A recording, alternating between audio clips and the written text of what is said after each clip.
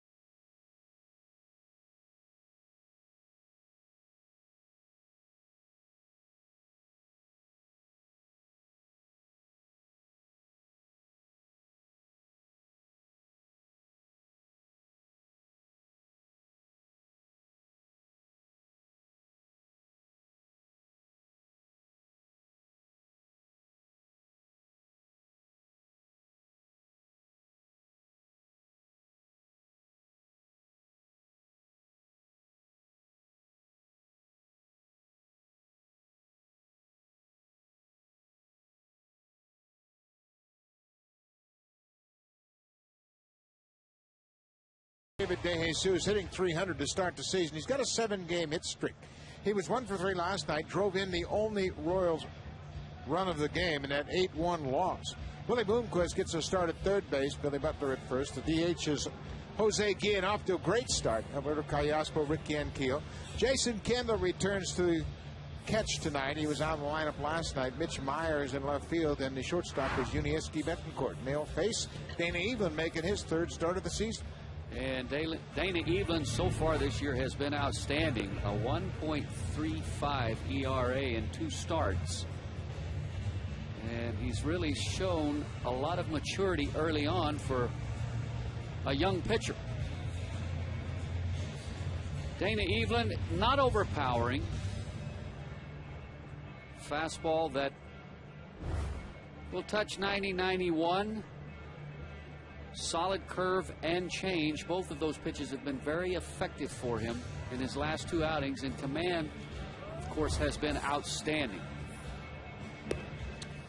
Defensively for the Jays this evening, it will be Lewis in left, Wells in center, Snyder in right, Bautista at third, Gonzalez at short, McCoy at second, Overbay at first. Buck will be back behind the plate this evening, and Dana Evelyn doing the pitching. Talked about Mike McCoy's offense and his ability to make things happen with his speed, but originally started as a shortstop, has now moved over to second base, and is an outstanding defensive player. Made 2 outstanding plays defensively in last night's game. Done a nice job filling in for the injured Aaron Hill. He and John McDonald had picked up the slack at second base. David DeJesus will start things off for the Royals. Takes some cut fastball on the outside corner. DeJesus in his 7th season with Kansas City. He has taken the everyday duties in right field this year as they realigned their defense with the addition of Rick Ankiel in center. Breaking ball around the plate, 1-1. We talk about first inning, and Dana even trying to figure out what's going to work for him. And the first inning is always a challenge, especially when we're talking about the curveball and the changeup, those field pitches. On the ground to Overbay. Evelyn on the run, and DeJesus is retired. And against Baltimore, it was the changeup, and then in his last start against the White Sox, it's the curveball. So something to watch for early on. Which pitch does he feel he has that real good feel for this evening that will work for him? Willie Bloomquist will bat second tonight. He's playing third base. The right-handed batter against the left-handed offerings of Dana Evelyn. Takes the strike.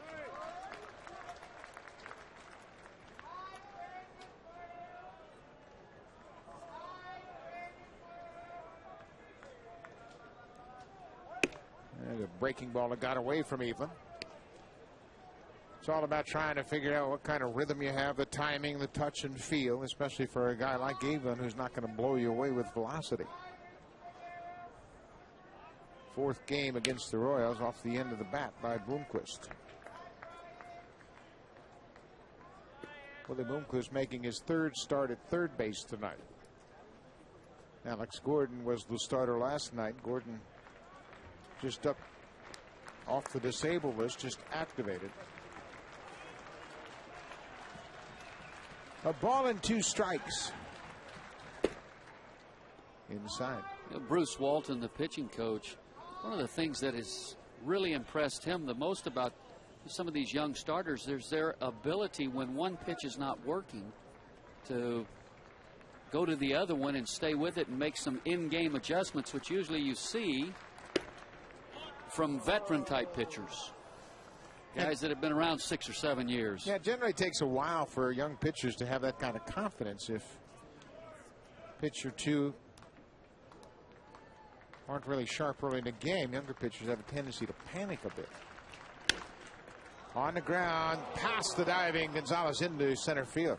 Brent Lewis over quickly from left to cut it off. Willie Bloomquist with a 1-out base hit. Well, Willie Bloomquist off to a rough start, came into the ball game hitting just .067, But a good start this evening for him. Hit the ball hard on the ground and just past the diving Alex Gonzalez. Bloomquist adds some dimension to the game with his speed. Has the ability to run, steal some bases, make things happen. Evelyn out of the stretch will work to Billy Butler, the first baseman. Jumps out ahead with a strike. Butler just turned 24 years old. Off to a good start. He's always been a pretty impressive hitter. This will be his 4th season in Kansas City.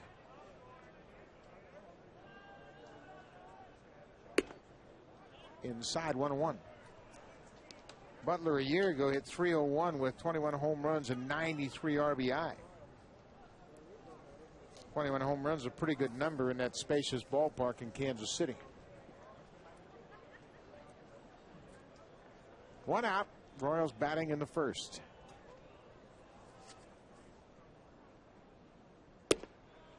Down and away. Well, Bloomquist at first base stole 25 bases last year for the Royals, but you can, if we could get a look at him over there at first base, he's not real comfortable. Every time Dana Evelyn goes into his windup to go to the plate, Bloomquist is moving back towards first, so far has not been able to get any type of a read off of Dana Evelyn. It's a pitch up. It's 3-1 now to Butler. And Bloomquist doesn't look real comfortable, like he has any sense for whether or not Evelyn might come to first base. 3 balls and a strike. Bloomquist at first with 1 out.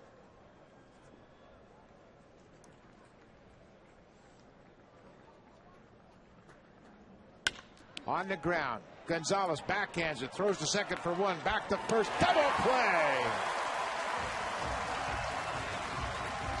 The defense continues to support the pitching staff. Another fine double play. Gonzalez spins to the opposite way, makes a good throw, and McCoy converts it.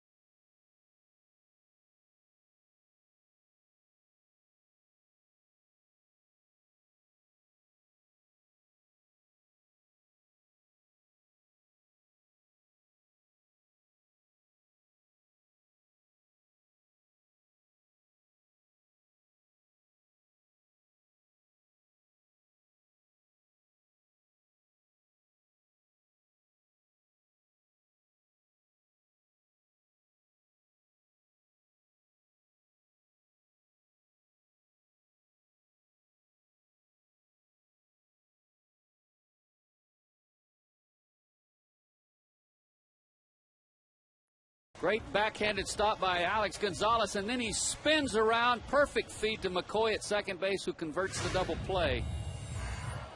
That was fun to watch. Terrific defense.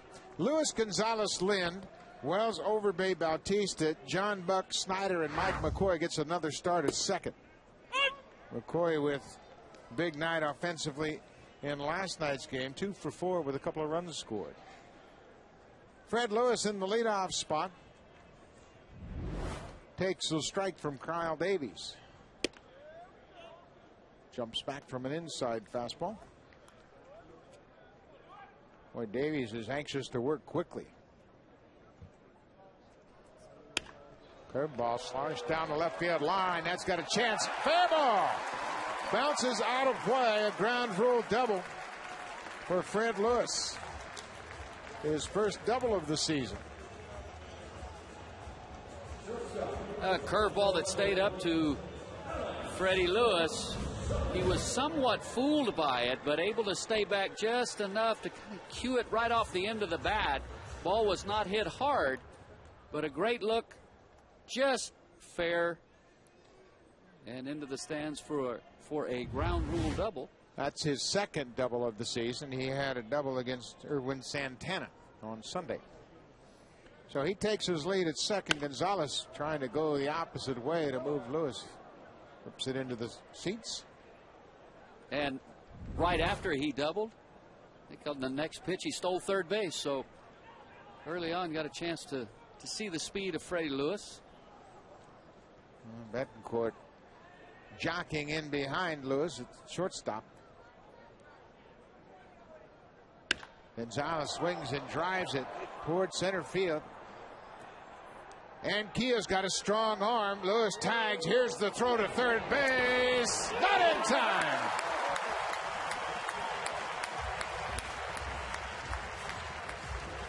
Good speed again, and Lewis brings that dimension to this ball club. That was great speed. And we've heard a lot about the arm of Rick Ankiel, and this was a great shot, a chance to watch him throw. And well, that's a great throw by Ankiel. Just the speed of Freddie Lewis was able to beat the throw to third base. Good straight leg slide into third, beats the tag. Adam Lynn with a chance to get the Jays out in front.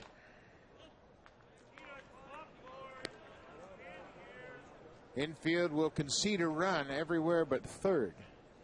Third baseman Bloomquist is even with the bag. The rest of the defense is back.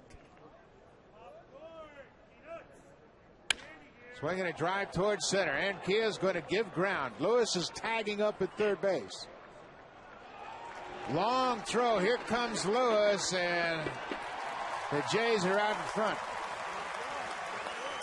Two fly balls. Fred Lewis flying around the bases, and Toronto leads it 1-0. That's what speed can do for you, especially the speed of Freddie Lewis being able to tag up at second, move over to third. And although Rick Ankiel had no chance to throw Lewis out at the plate, it was still a joy to watch that throw. He must have thrown that ball back 320, 330 feet in the air. Yeah, he's got a great arm. Obviously, the pitching gives him that arm strength, and he maintains the arm strength on a daily basis. Two down, run in for Vernon Wells. First pitch swinging, gets a piece of it and fouls it into the glove of Jason Kendall. Wells 1 for 4 last night, scored a run. Back up to middle. Callaspo behind the bag at second retires Wells. So speed in the leadoff spot proves beneficial. Kyle Davies gives up a leadoff double. He trails.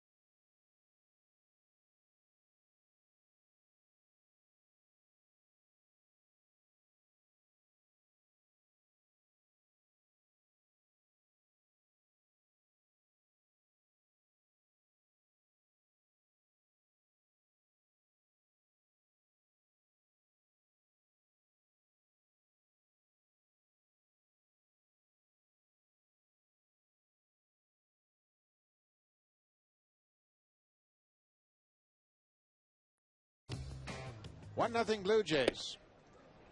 4, 5, and 6 for Kansas City. Jose Guillen, the DH, will start things off.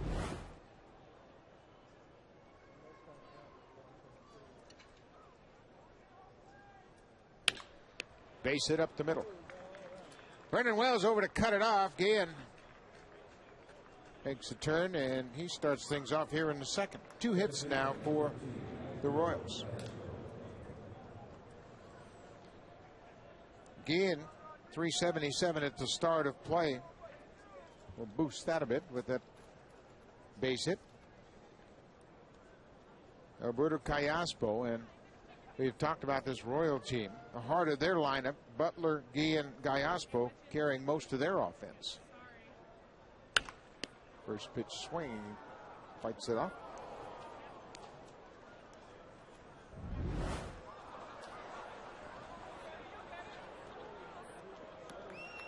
Well, overall, the Royals come into tonight's ball game with the second best average, hitting with runners in scoring position. On the ground through the left side, base hit. Back-to-back hits for the Royals to start it, and you can see they can swing the bats a bit. It's a ground ball, but right in the hole at shortstop in the left field.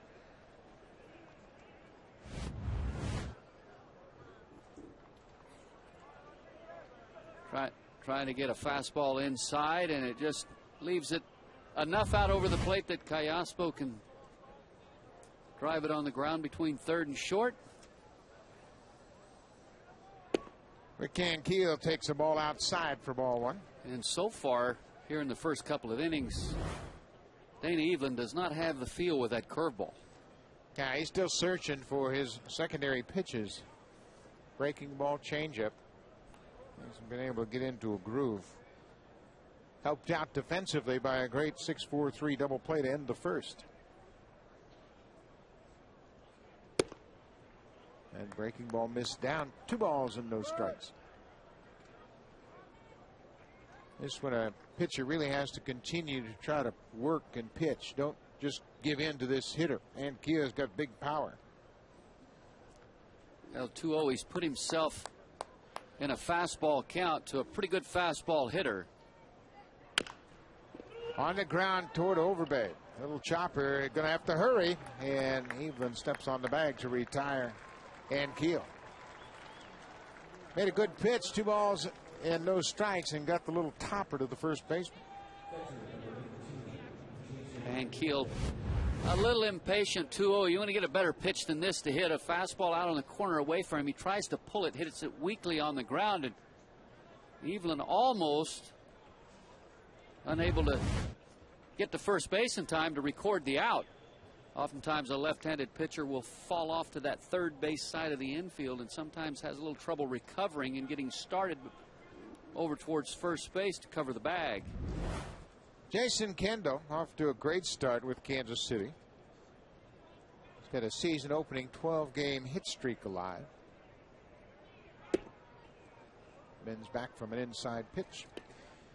Kendo signed as a free agent with this team in the offseason. He had a 4-hit game last Wednesday in Detroit. 17th time he'd had 4 hits in a game.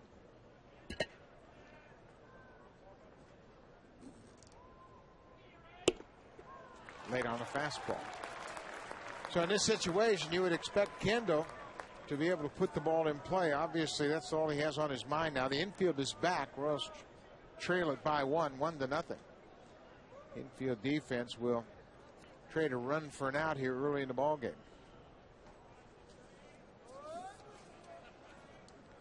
A ball and a strike. Into right field. That's going to be in front of Travis Snyder. Here comes Guillen home. And Kendall extends his hitting streak to 13 games. We're tied at 1. Well, Kendall doesn't hit it very hard. Ball kind of gets in on his hands. But he's able to muscle it over the second baseman McCoy and drop it in front of Travis Snyder. And the Royals just continue to do what they've done so well this entire season so far, and that's hit with runners in scoring position. Now there are runners at the corners for Mitch Meyer, the left fielder.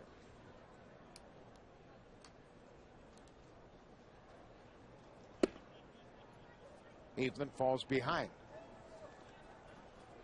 Meyer is starting for a second consecutive night in left field. The regular left fielder, Scott Podsednik, had to go back to Kansas City to attend to family issues, and he is reportedly on his way back here to Toronto as we speak. They expect him to arrive sometime during the game. Swinging a ball hit to right field. Vernon Wells on the run. Long run for Wells. He is going to make the catch. Tagging at third base is Callaspo, and the Royals have taken a 2-1 lead. Well, in the early going, Danny Evelyn hasn't been sharp with his command. And he's missed on a number of occasions with the fastball and does not have any feel for the changeup or the curveball right now. And important for him to figure something out, find his groove, and get back to pitching to both sides of the plate and changing speeds. Number 9 batter, Unieski Betancourt. Swings at the first pitch. 2 down here. The Royals have scored 2 runs on 3 hits. Pushed ahead by the sac fly from Mitch Meyer. Betancourt 1 for 3 in last night's game.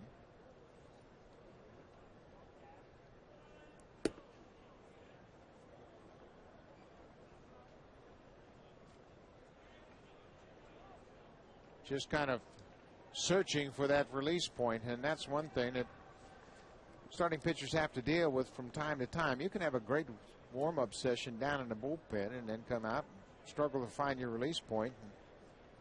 Seems as though that plate's dancing all over the place right now. A ball and a strike. There goes Kendall. Swinging a drive to the vacated spot at second. Kendall's around second, headed toward third. Betancourt slapped it right where Mike McCoy had left. So starting the runner, Kendall, opens up a hole on the infield. This is what happens sometimes when you're aggressive running the bases.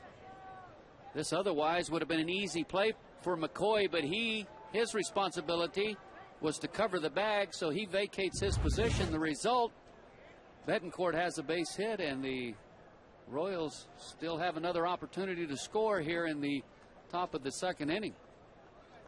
And they turn the lineup over. David DeJesus. 4 hits in the inning for Kansas City. Swings at the first pitch and loses his grip on the bat. All the way into the camera position beyond the Royals dugout.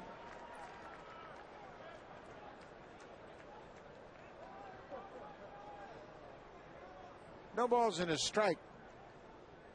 And you see everybody seems to be okay. Lots of smiling faces down there. That's good.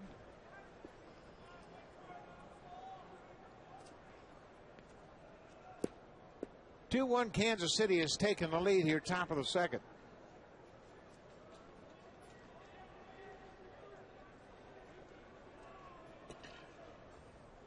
Kendall at third, Betancourt at first. Breaking ball, swinging, miss.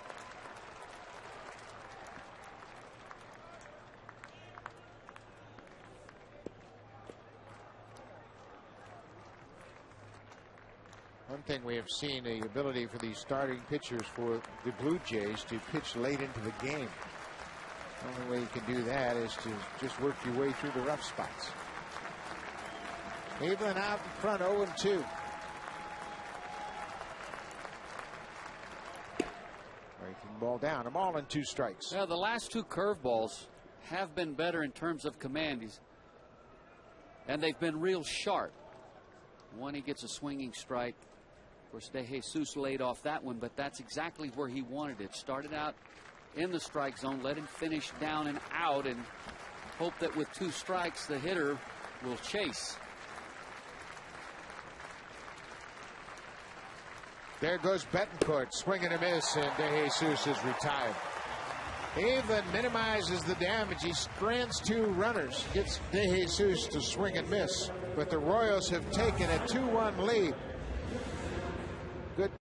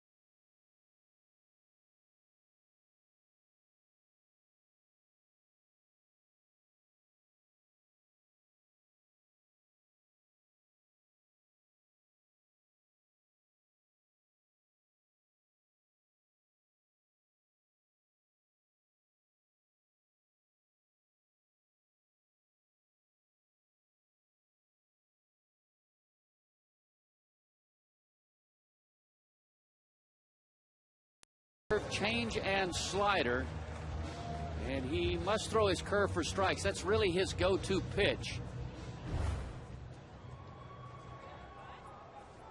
And he finds himself out in front of the Blue Jays here as Lyle Overbay steps in to start the second. 2-1 Kansas City.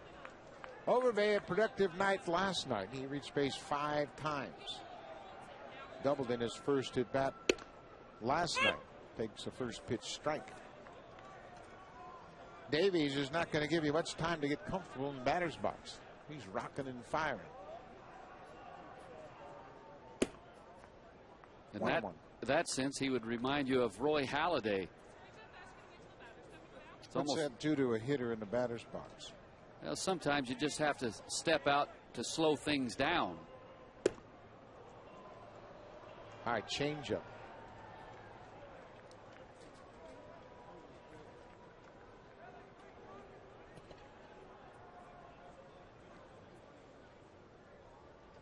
A ball and 2 strikes. He takes one down. 2-2. Overbay doubled in his first at bat. Reached on catcher's interference in his second at bat. Then had a pair of walks and a single in the 8th inning. So officially he was 2 for 2 and scored a couple of runs. Trying to get things going here in the second. It's 3-2 count from Davies. Walked in.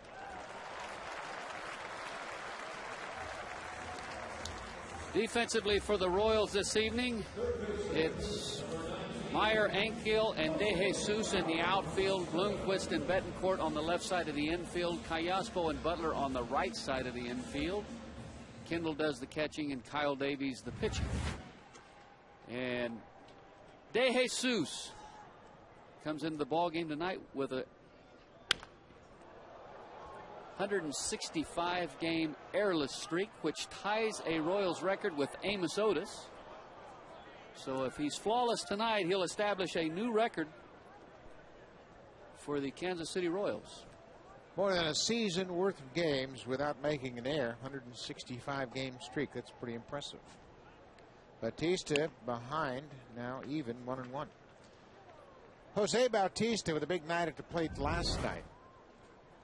2 home runs, 5 RBI. His 3rd multi-home run game of his career.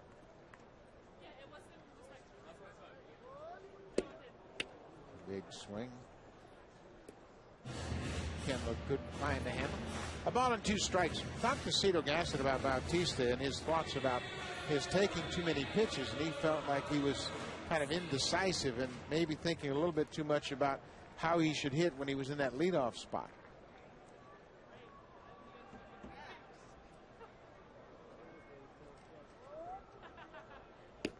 Breaking ball down. Well, sometimes you put a hitter in the leadoff spot and automatically they think they have to see a lot of pitches or take a lot of pitches.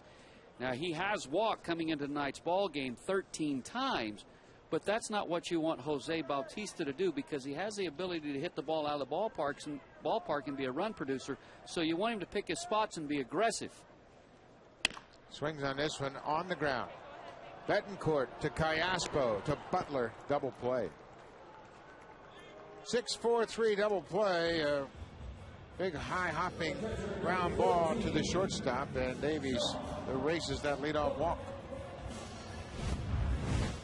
This is about as easy as it gets for Betancourt to Callaspo to Butler.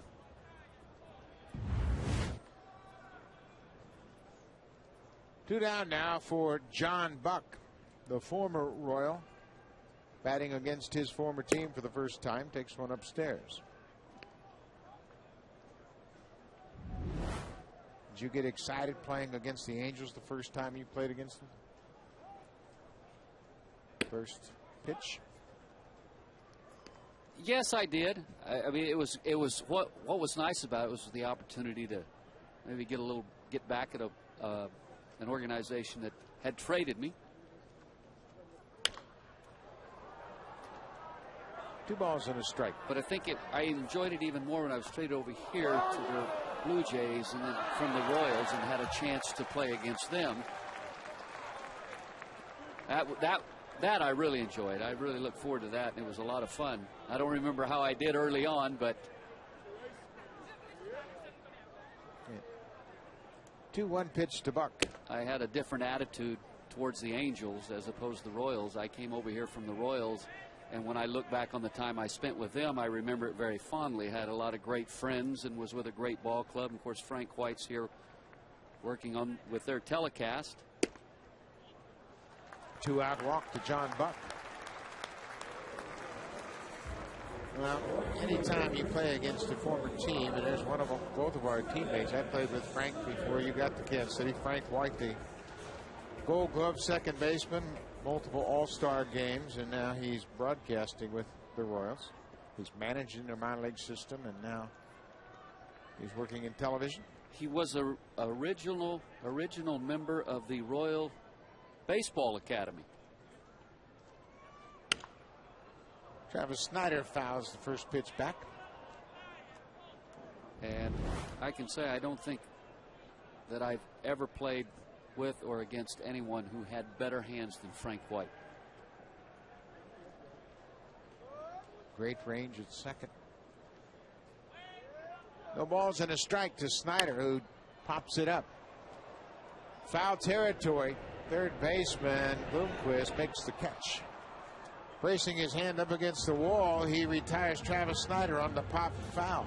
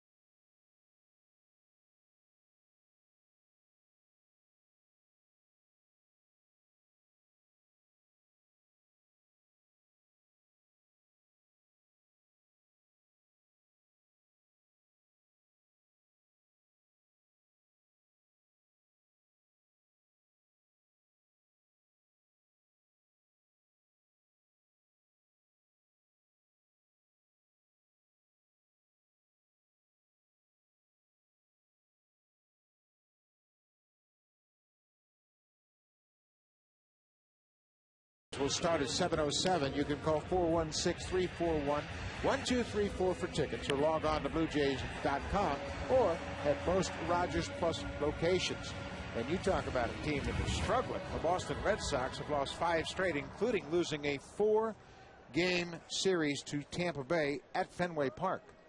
I mean, this start at Fenway is a start of historical proportions. They have not had this bad a start since the 30s, playing at home at Fenway. And if you run into the Tampa Bay Rays and you're not playing good baseball and on top of your game, you're in a lot of trouble. That is a ball club that has some very good starting pitching and probably is as good athletically as any team in the major leagues. Willie Bloomquist takes a strike. It's 1-1. Bloomquist starting things off here in the third. Royals up 2-1.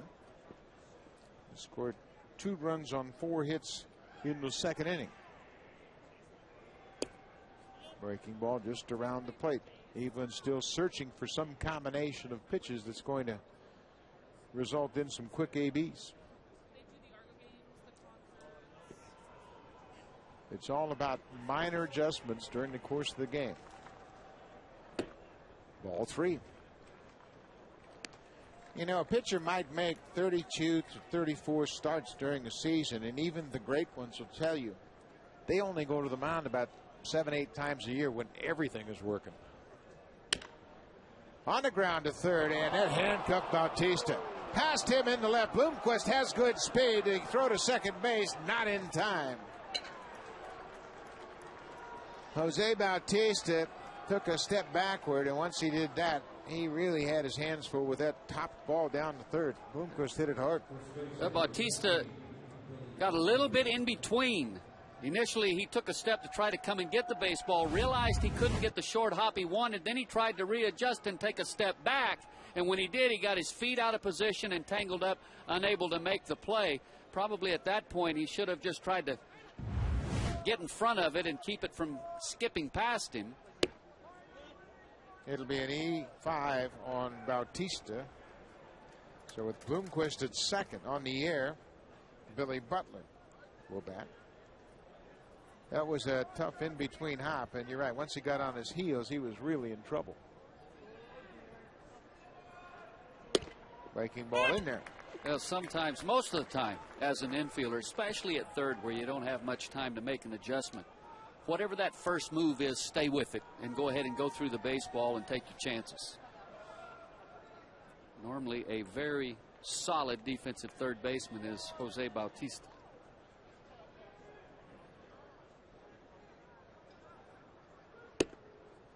Inside corner for a strike. A ball and 2 strikes.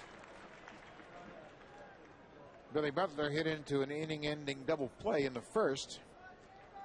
Fine defensive play by Alex Gonzalez. Went in the hole and spun around the opposite direction and made a very strong, accurate throw to McCoy, who converted it easily. Bloomquist at second. Down and in. Did he go? No, says Wally Bell down at first. 2-2.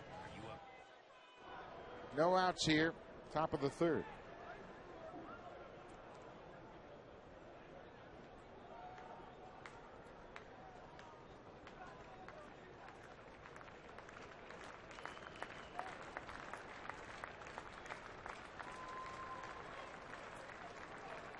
Good move by Evelyn as he stepped off. Bloomquist had taken a big jump toward third. Evelyn had his eye on him and just stepped off to keep Bloomquist at second. Swinging a drive to left field. Fred Lewis has great speed. He closes ground on it and makes the play. Well, in a good pitch from Dana Evelyn to Billy Butler.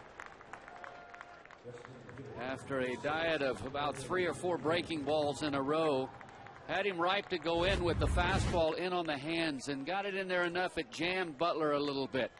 Tried to pull his hands in and make the adjustment. Well, that was a great pitch because Evelyn threw it just exactly where John Buck wanted it.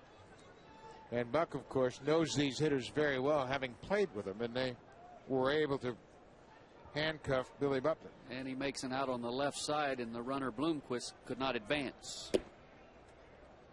Jose Guillen 1 for 1 tonight. Singled and scored in the second. Mike McCoy has his eye on Willie Bloomquist at second, shortening his lead.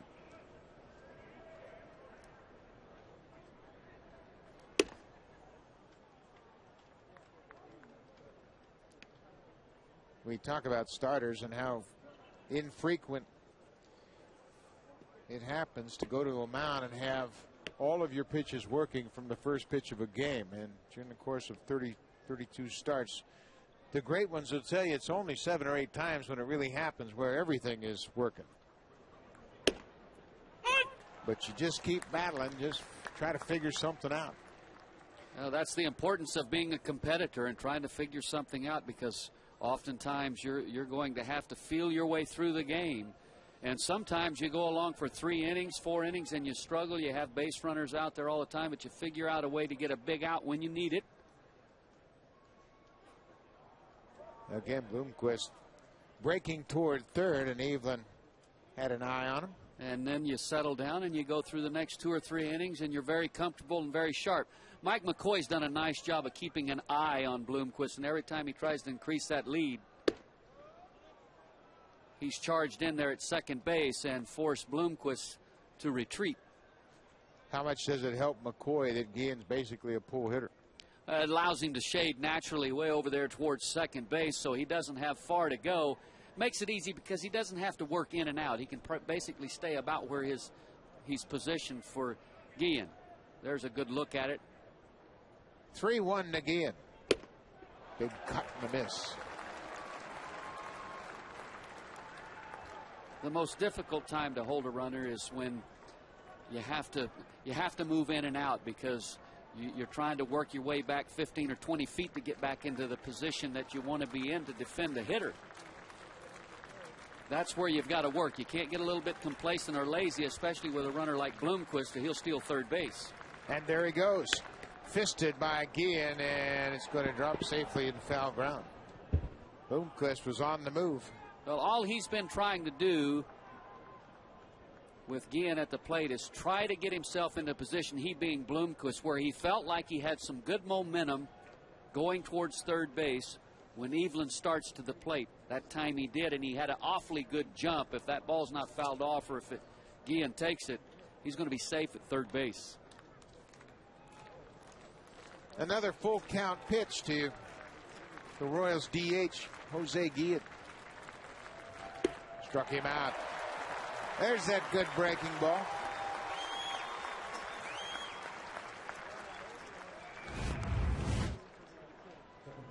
Throws it right at that right foot with a lot of good hard break, and Guillen out in front swings right over the top of it.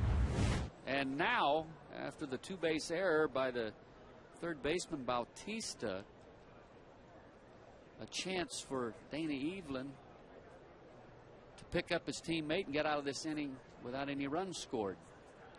Callaspo out in front pulls a pitch down the left field line. Well, that's such a case. Every once in a while, pitchers have to help out their defense. Defense picks them up most of the time, but that leadoff error, Evelyn has a chance to strand a runner at second. No balls and a strike. Willie Bloomquist at second base. Reached on the air. And it's very important for Dana Evelyn to not forget who's on deck. Swinging a drive toward left field. Fred Lewis is not going to get this one. One hops off the wall. Bloomquist comes around to score. And Callaspo has a 2-out RBI double. And he didn't have to give in because of the left-handed hitter Ankiel on deck, who's really been struggling as of late. But looks like he's trying to get a fastball inside, and it leaves it right back out over the middle. And Callaspo drove it hard over the head of Lewis in left field. No chance to retreat and catch that ball. Hit pretty much on the line, kind of short hops the wall in left field. Rick Ankiel Takes the first pitch off the plate outside. And Keel grounded out to first in the second inning.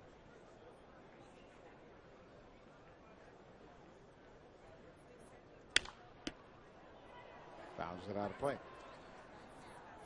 3-1 Royals. They've added a run here with 2 outs in the third. They had a 2-run second inning. Blue Jays jumped out on top with a single run in the first. Adam Lynn drove in the first run on a sac fly. Another breaking ball off the plate.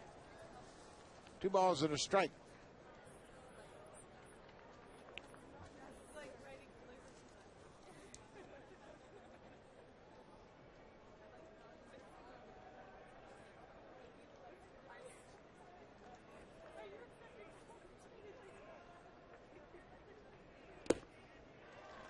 Another wild swing and a breaking ball. 2-2. Royals already with 6 hits in the game. They have scored here in the third inning on that 2-out double to the base of the wall in left field by Callaspo.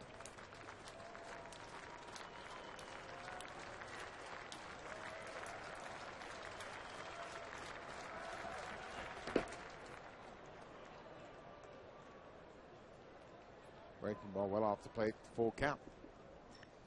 Jason Kendall, the catcher, is on deck. He singled and drove in a run in his first at bat. Well, here 2-2. He threw him a curveball. So if you're going to throw it 2-2, do you double up and throw it 3-2, or do you go ahead and try to make a quality pitch with your fastball? Throw it again. Popped him up, and it's going to be back in the seats. Little fastball, looked like Ankiel had breaking ball on his mind. He chased a high pitch. Well, based upon pitch sequence, might have been a good idea to try to run the fastball on his hands 2-2, and then if you miss, come back 3-2 with the curveball. See what they choose to do here. He walked him. Missed outside. So they're 2 aboard now with 2 outs. And Jason Kendall. Bruce Walton, Cito Gaston have seen their starters right themselves in the course of a game. Gaston was holding the defense. Likes where they are right now for Kendall. Kendall singled into right to extend his hitting streak to 13 games. Takes a fastball up. Well, Jason Kendall, of course, got the night off last night, but has now appeared in 1,919 games behind the plate, which puts him 7th on the all-time list. Next in line will be also another Royal, Jim Sundberg, who caught 1,927 games. And although he's not a big physical man, he's been very durable for a long, long time. He's had a very fine career. Well, Dana Evelyn gets a visit from the pitching coach, Bruce Walton. And we really haven't seen Walton make a lot of these trips. But it's a situation now where pivotal point of the ball game, you keep it a 2-run game right here, and you're still well in the game. So he went out there and see if he can't help Evelyn with Jason Kendall. This is his 60th pitch. Outside corner.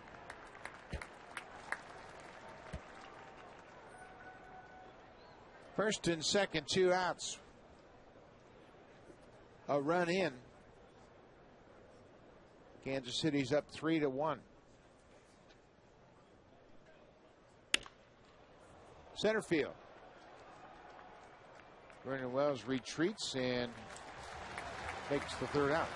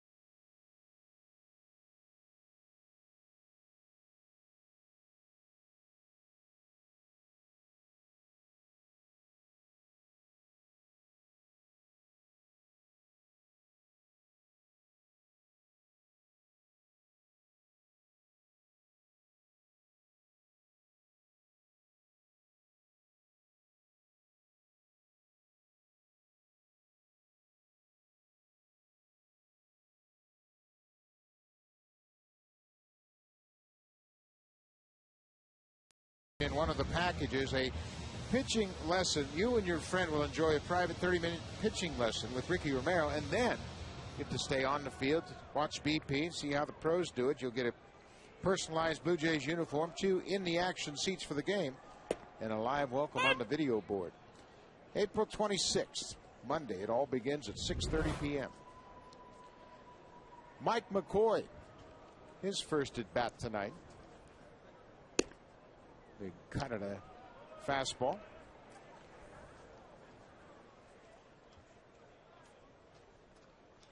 Kyle Davies, as he's done since the first inning, working very quickly. Just missed outside corner.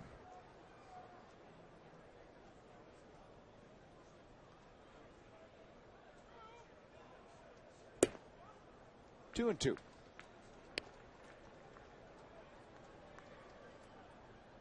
Davies came over to Kansas City in a trade with the Atlanta Braves in 2007. Came at the trade deadline July 31st that summer. 3 and 2. Kansas City sent Octavio Dotel to the Braves for Davies.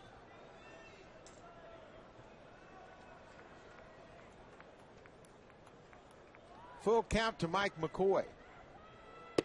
Right down the middle. Davies bounces back and makes a good pitch. It's the first strikeout for the Royals right-handed. And nothing unusual about this. After falling behind 0-2, McCoy works the count all the way back to 3-2, and the last pitch from Davies was a fastball pretty much right down the middle of the plate. And McCoy seemed somewhat surprised by it. Fred Lewis fights it off and fouls it out of play. Lewis doubled and scored in the first inning. He tagged on a deep fly ball off the bat of Alex Gonzalez to go from second to third. That got him in position for Lynn's sac fly.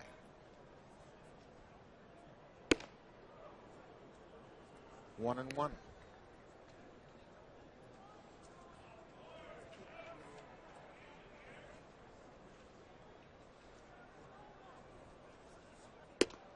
Off speed pitch in there. When he stands in ready against Davies, I see a little bit of Claudell Washington at the plate, the way he's got those square shoulders and holds that bat away from his body. Breaking ball missed. 2 and 2. There was a guy that could run, Claudell Washington, and early on in his career he hit pretty much everything up the middle and to the left side to his opposite side and take advantage of his great speed. Breaking ball. There was cuts on it. Missed. Back-to-back strikeouts for Kyle Davies. Well, Kyle Davies has been very sharp tonight. He's had good life with his fastball and an exceptional curveball here this evening. Talked about it being his go-to pitch. And that's a pretty good one right there. Not a hard late break. So Davies will work with 2 outs to Alex Gonzalez, the shortstop.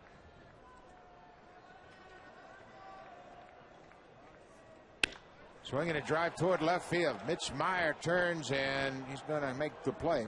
Got turned around a bit, but he had plenty of room to run it down. Good inning for Kyle Davies.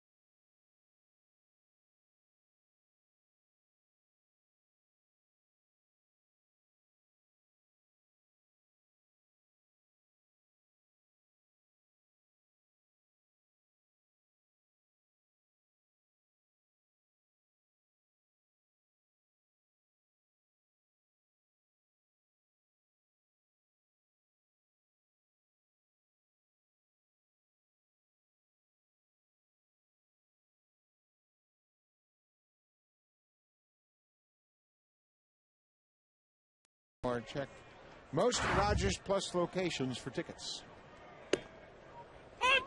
Kansas City Royals Zach Greinke, winner of the Cy Young Award, and Kansas City-born Sean Markham.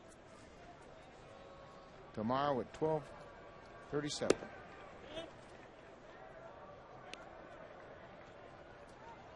We're in the fourth. 3-1 Royals lead it. Mitch Meyer, the left fielder. Went too far. Meyer had a sac fly. They drove in the second run back in the second inning. His first RBI of the year.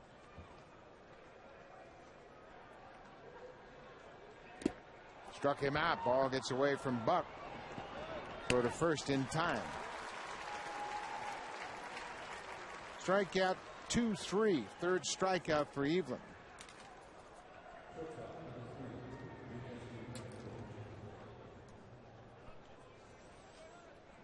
You just get a sense, if you're a starting pitcher pitching for this Blue Jays club, you stay out there long enough, the club's going to figure out a way to score some runs. Just keep it close. Yeah, that's your job as a pitcher. And obviously tonight, Danny Evelyn has not been as sharp as his previous two starts. But if he could settle in, pitch a couple of 3 shutout innings here, and give the Jays a chance to play some catch-up, you never know. Jays have an offense that can be very explosive and can strike quickly because they have some power in their lineup. That's your job as a pitcher, is give your team a chance to win the ball game.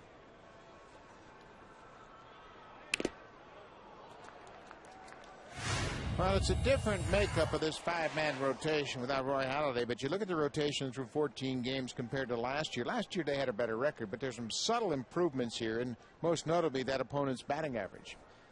207, and the average innings of work per start at 6.1, which is a little better than last year. That does so much for your team when your starter can pitch into the 7th inning, and it minimizes the number of pitchers you have to use out of the pen. Ricky Romero's done his job of pitching late into a ball game 3 times now. Up the middle, base hit. Yuniesky Betancourt has a pair of hits in 2 trips tonight.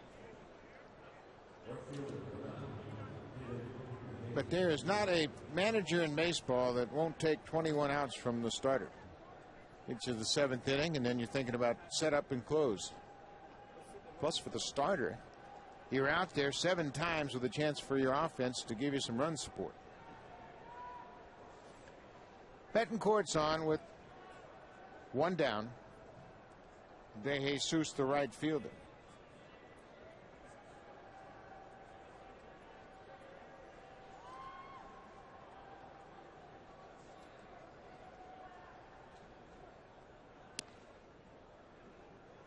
Eddie Rodriguez, the first base coach, with that stopwatch in his pocket. They're looking for release times there and see if there's anything that they can take advantage of from Evelyn.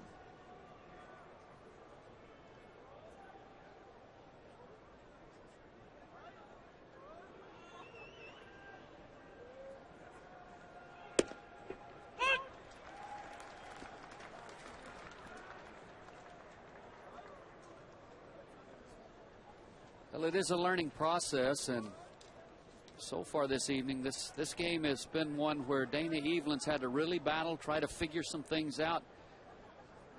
And that can only help a young pitcher in the long run. Figure out how to get yourself out of trouble when you're not on top of your game. Too often times, guy getting that 5th inning, 6th inning, he gets in some trouble and he's out of the ball game. And sometimes maybe it's a little bit of a disadvantage for the pitcher. Sometimes maybe you need to leave him out there and let him work his way through some difficult situations and figure some things out. 1-1 to De Jesus. Cut on and miss. It's like a young player. If you don't keep running him out there, how's he ever going to get the experience that he needs to improve and get better and figure out what he needs to do to survive at the major league level?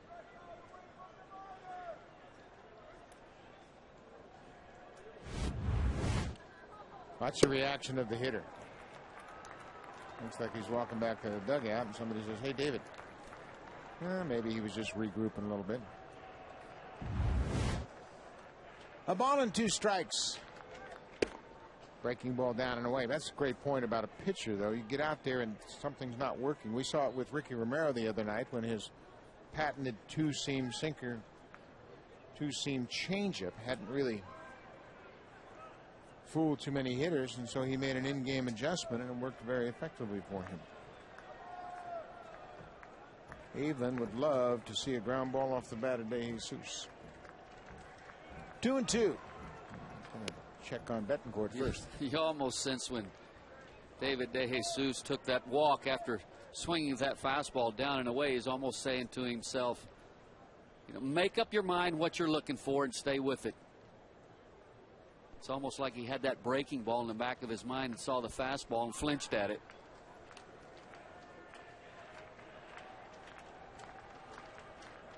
There goes the base runner. They got him picked up. Overbay with the throw to Gonzalez. He's going to run Betancourt back. Overbay tags him out. And Betancourt was guessing on the first move, and Evelyn went to first. He did that the last time he was on first base, late in the count or deep into a count. He just took off on first move, and Evelyn didn't throw over. This time, Evelyn guessed correctly, and Betancourt didn't. And great job by the shortstop to close and force Betancourt to commit himself, and then Overbay fakes him, and the gig's up. 2 down now. 2-2 pitch to De Jesus. Another bat into the dugout, and that time the Royals players had to hightail it. A couple of players were sitting on those coolers there, Callaspo and Meyer,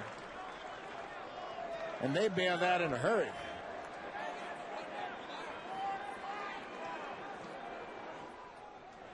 Second time tonight that's happened to De Jesus. He gets back to the dugout. They're going to give him about a dozen of those rosin bags or pine tar rags to get. That's the second time tonight it's gotten away from him. Inside, ball 3. Full count, 2 outs. Royals up 3-1 here as they back in the 4th. Think he'll have some stick 'em in his locker tomorrow morning. Just Velcro that bat to your gloves. 3-2 pitch. On the ground toward first. De Jesus runs well. McCoy shovels it to Overbay for the out. Dana Evelyn's hanging tough. Beautiful night in Toronto. Kansas.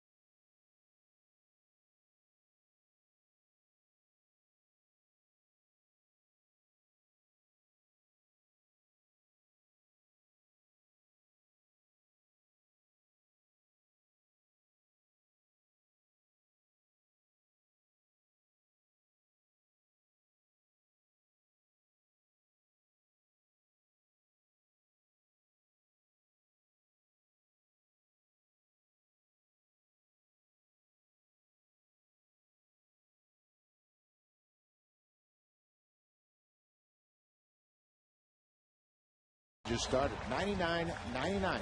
Log on to BlueJays.com or MLB.tv for more information. Dana Evelyn hanging tough. keeping his ball club in this game, put up a 0 in the top half of the 4th inning. Lynn, Wells, and Overbay to bat against Kyle Davies. Curveball down. Now there's a great example of why pitchers don't throw a lot of curveballs, because the strike zone has really gotten shorter. Pitches don't generally get called up top of the strike zone, and a lot of people just stop throwing them.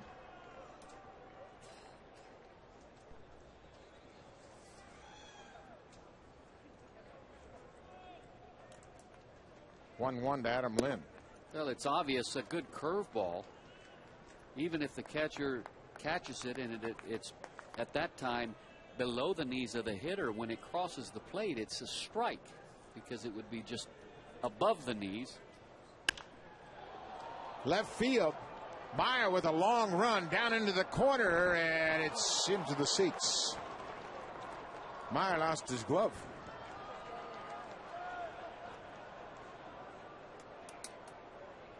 All the way into the second row. He had a lot of steam going down into that wall.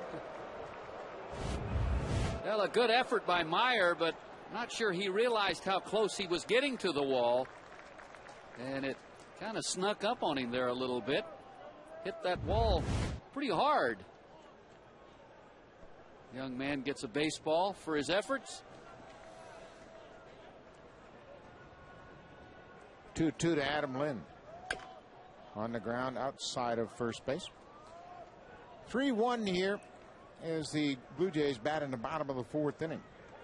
Jays jumped out to a 1-0 lead in the first on the sac fly by Adam Lynn, his 11th RBI of the season.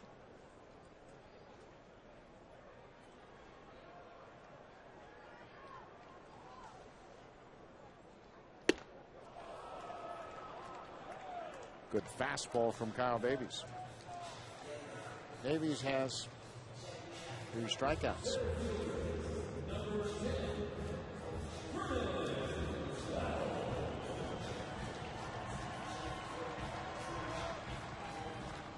Vernon Wells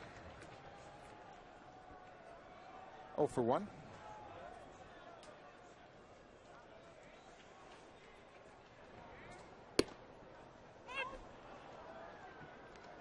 Boy, Davies continues to pound the strike zone with a pretty good combination of pitches. Fastball, sinking fastball, slider, and a curveball. Curveball hammered to left. You can forget about this one.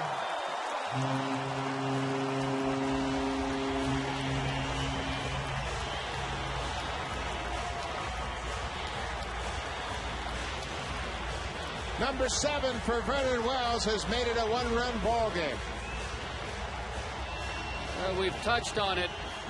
Vernon Wells is healthy. The bat speed is back. He gets a hanging curveball, and he just unloads on this one. Get a real good look at how far this one traveled.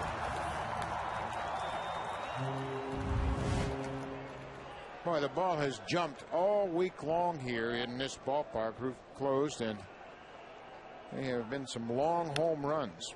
Good cut by Overbay, foul back. Home run number 7 for Vernon Wells. That was a pretty swing. Well, that looks like the Vernon Wells of 3-4 years ago, prior to the shoulder and wrist injuries. He has tied Nelson Cruz for the lead in the American League with 7 home runs.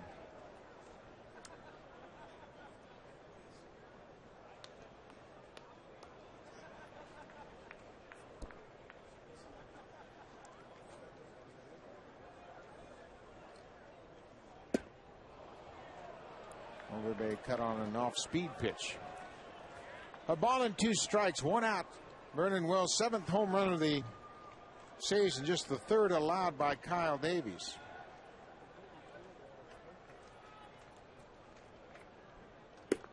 Outside.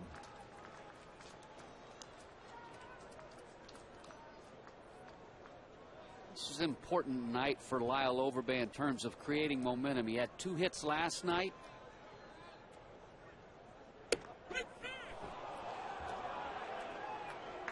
Good fastball right on the inside corner.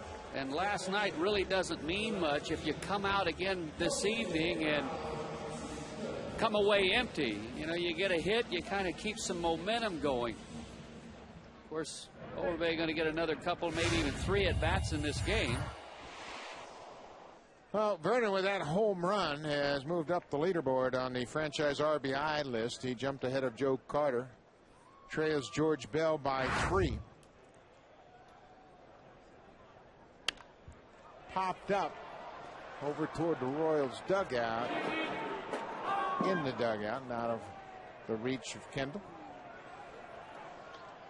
So Vernon Wells continues to climb up the franchise leaderboards in many departments. The next one he'll pass will be George Bell.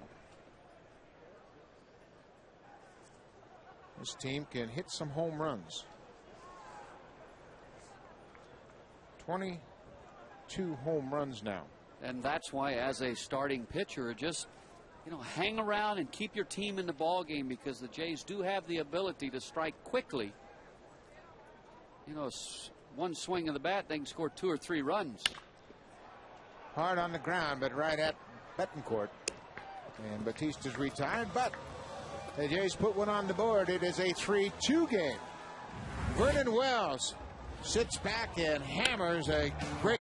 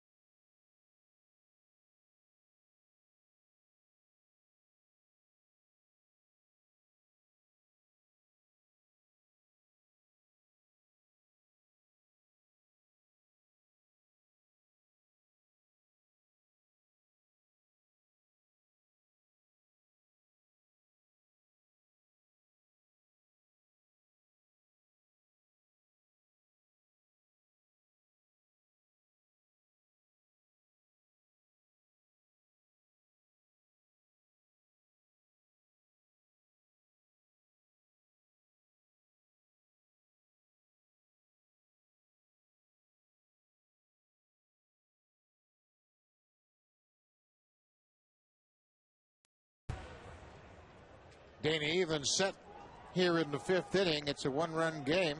Just 2 hits for the Blue Jays. Vernon Wells' solo home run in the 4th makes it a 3-2 game.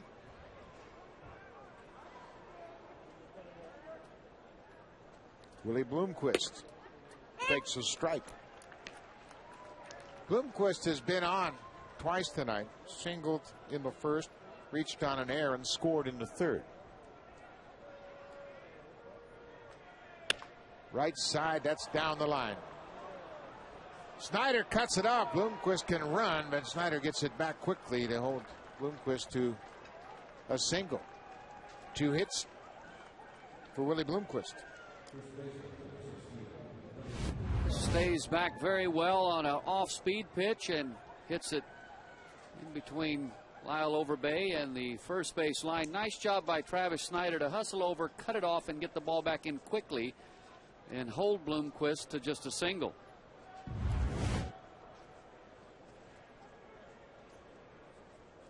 Billy Butler 0 for 2.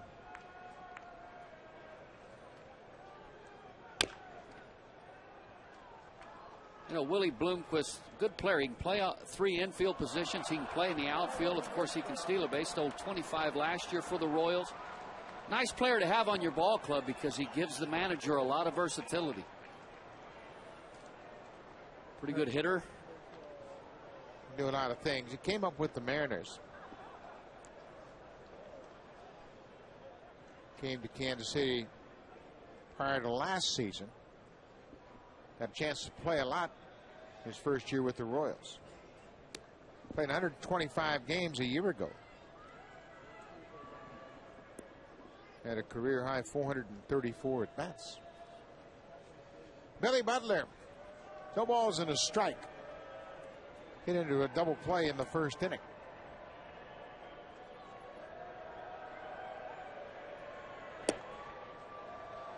Ball outside. Willie Bloomquist really can't get a feel for Dana Evelyn at all at first base.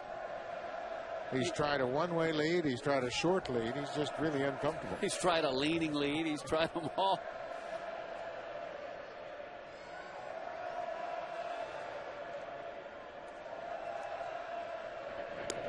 That time he guessed right. Well, it was clear with Betancourt that he was guessing, and the first time Bloomquist was aboard, he kept shuffling back towards first base every time Evelyn would go to the plate. Dana Evelyn doesn't have a particularly good move to first base, but there's something that he does that holds the runner. Well, it's really beneficial for Evelyn right now because Bloomquist just can't get a good lead, and he has no momentum going towards second should there be a ball on the ground. So he's not going to have the opportunity to break up a double play because he's going back to first just about every time.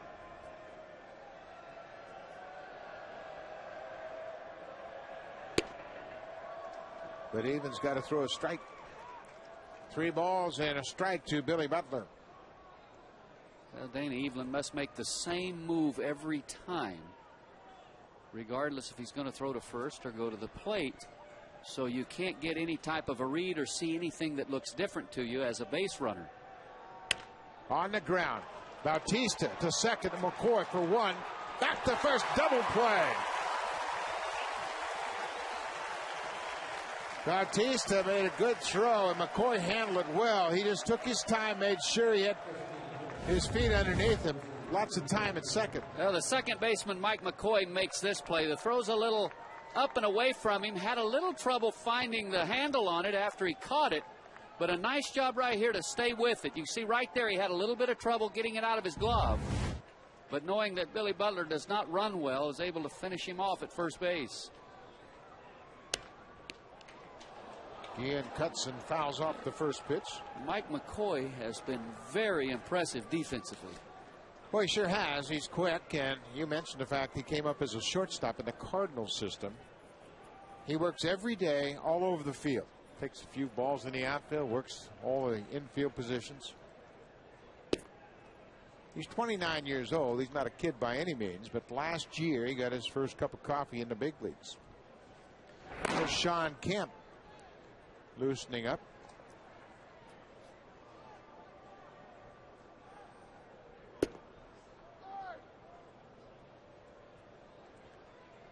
Well, if Dana Evelyn can get through this 5th inning, allowing just 3 runs and down by a run, I think everybody will be pretty pleased. It's been a real battle for him tonight. Jam Guillen, Vernon Wells comes in and makes the play. Second double play of the night behind Dana Evelyn. The defense has played very well. It's a 1-run game. Mike McCoy turning a nifty double play.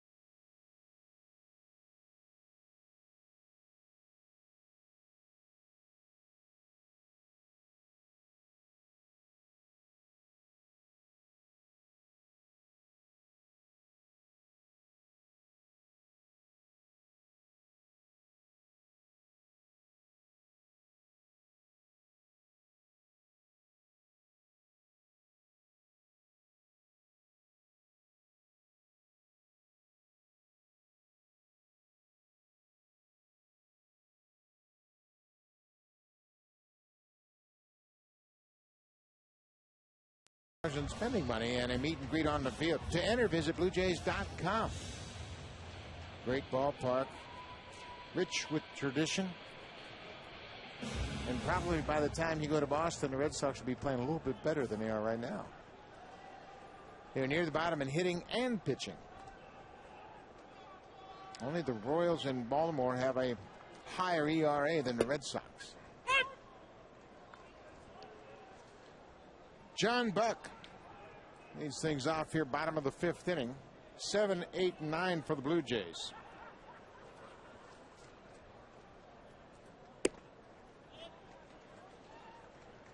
Buck walked in his first at bat against his former team. That came in the second.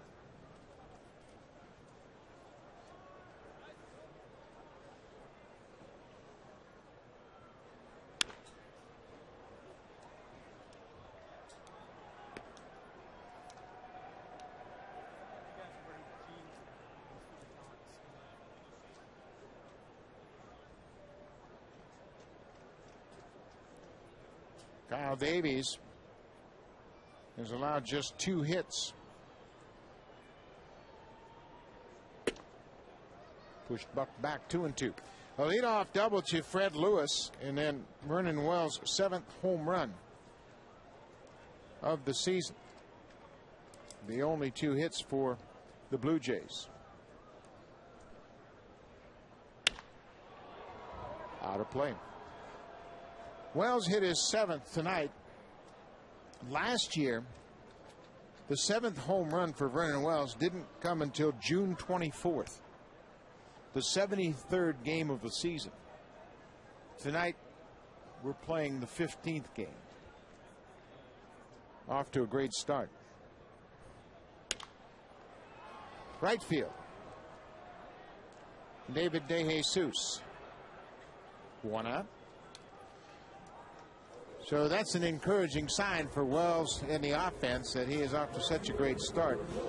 Well, it definitely is.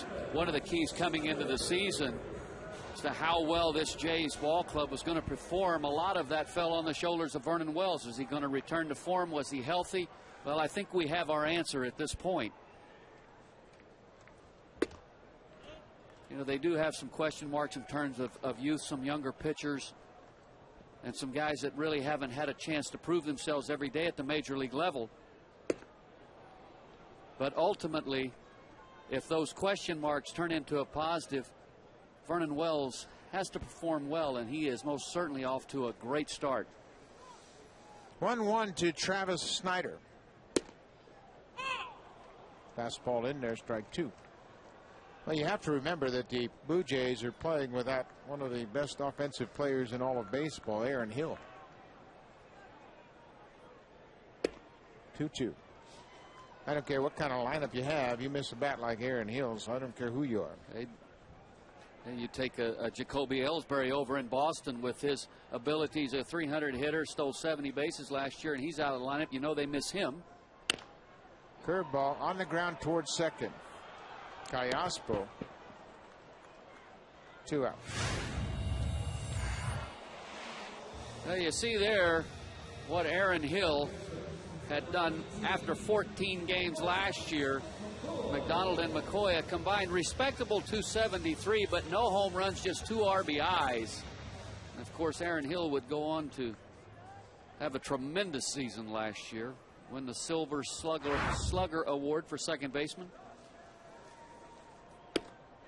Well, he has but 8 at-bats this year before he had to go on a disabled list. And I know he was reluctant to go onto that list, but it was the right thing to do. Make sure he's 100%.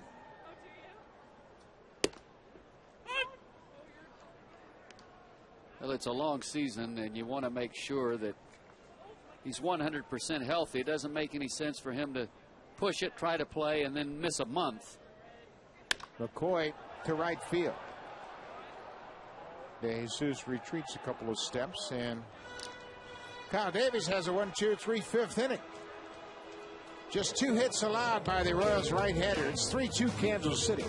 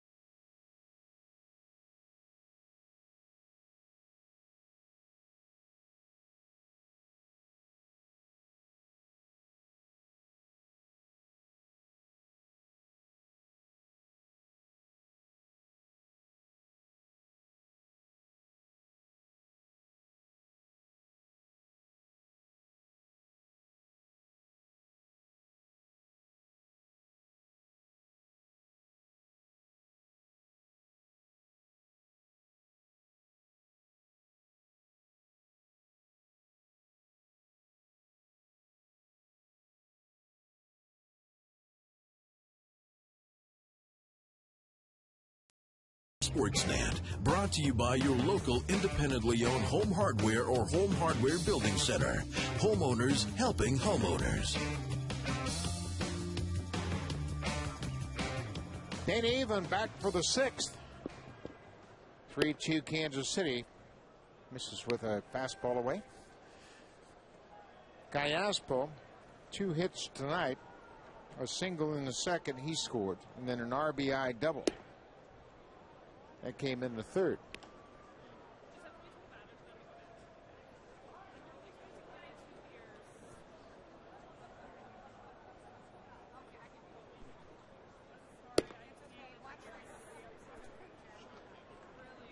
It's 3-0.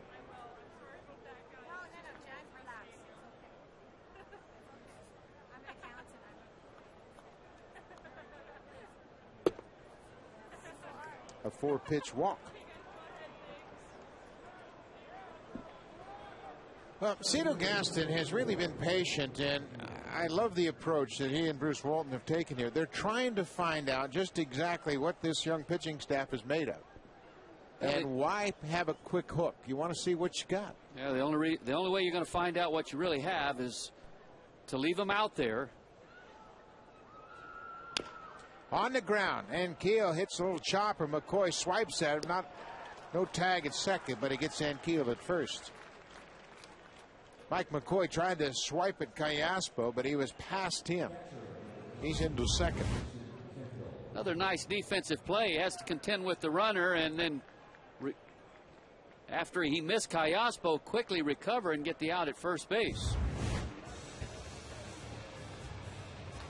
Well, now Cito Gaston has come out of the dugout, and he's made the call for Sean Kemp. But he gave Evelyn the chance to face the 2 hitters here. The 4-pitch walk really cost him the opportunity to stay in the game.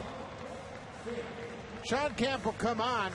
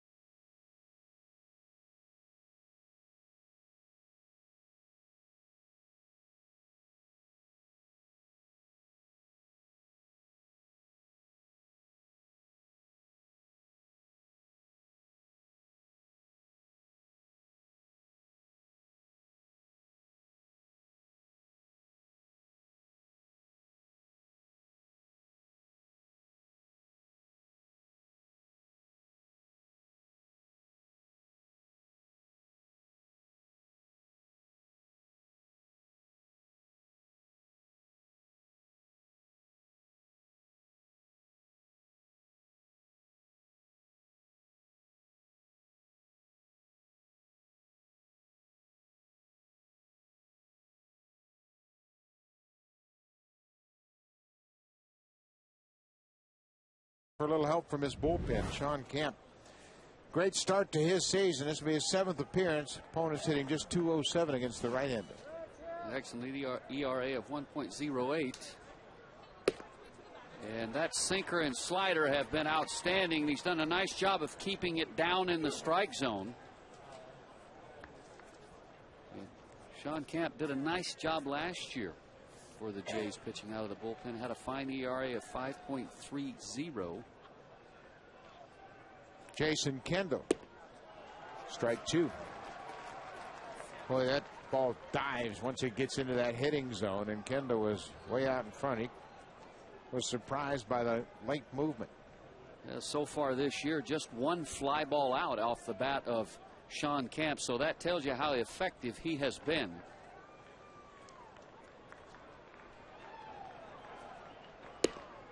Outside.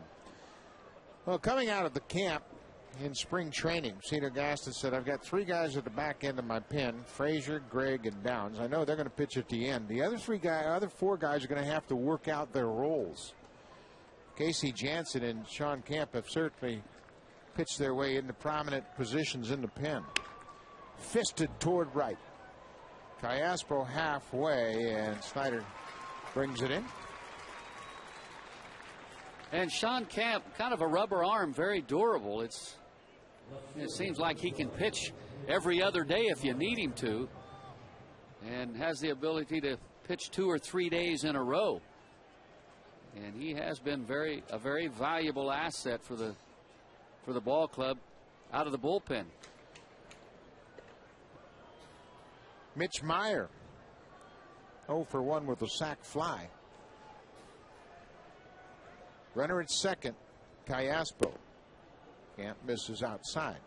The reason Kemp can pitch so frequently is he just doesn't throw many pitches. He's pounding that strike zone, and he has very efficient innings. He'll stay fresh.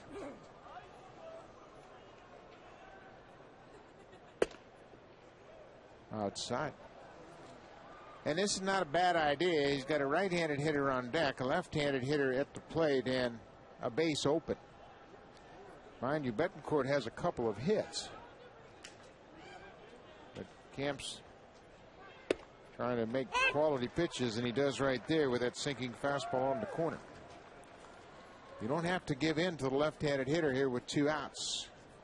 And if you watch Sean Kemp closely, you'll see that with his fastball, he'll add a little, subtract a little. Sometimes he'll run it up there at 87, 88. Other times 83, 84. 2-1 into center field. Wells has it and brings it in, and Kemp does his job. Strands a runner, picks up that leadoff walk. It's still a 1-run game.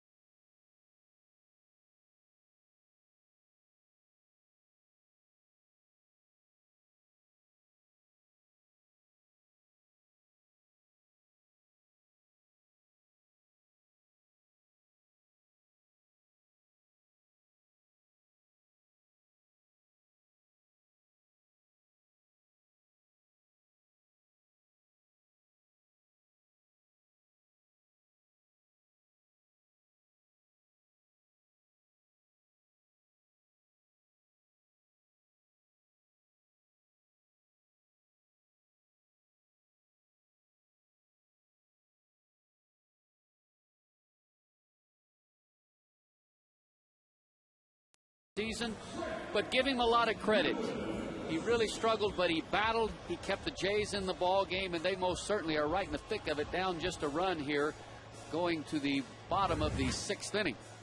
Even for a 3rd straight start, has thrown 90 pitches, and he's been able to really battle out there and keep his team in position to win. Got some nice relief help from Sean Kemp. Lewis drives it to the gap in right center. De Jesus cuts it off. That ball hung up for De Jesus. Kyle Davies gets some good defense behind him, and Lewis was making a bid for extra bases, but De Jesus came over and made a fine sliding catch. Well, a very good jump by De Jesus, and he took a very good route to the baseball, and he gambles here by laying out. That ball skips past him. It's 3 for sure, and with Lewis's speed, might have possibly had a chance for an inside the park home run. You could see his pitcher there, Kyle Davies, appreciated that effort. Alex Gonzalez takes his strike. Still only 2 hits allowed by Kyle Davies. The leadoff double to start the game for the Blue Jays by Lewis in the first, and then a home run by Wells. On the ground to Bloomquist. 2 down. So Davies has done a great job of shutting down the Jays offensively. They had 11 hits in last night's game, just 2 here so far tonight. Well, Kyle Davies, no question, he has been sharp. Very good control. And the 2 pitches tonight that have really been his go-to is he's had very good life with his fastball and a very sharp curveball.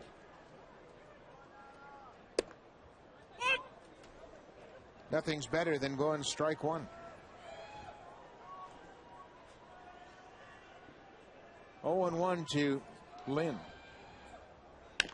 On the ground. Billy Butler will take it himself. 8 straight retired by Kyle Davies.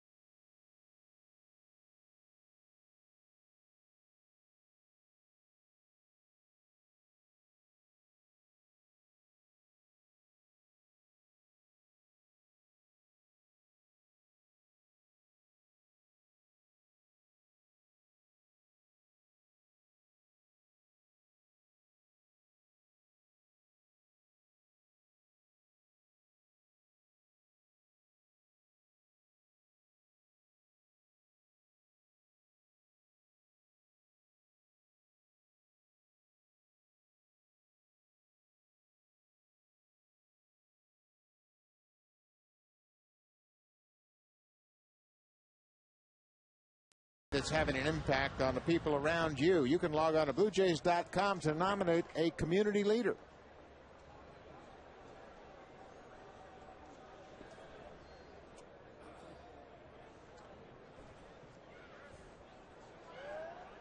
Seventh inning, 3-2 Royals.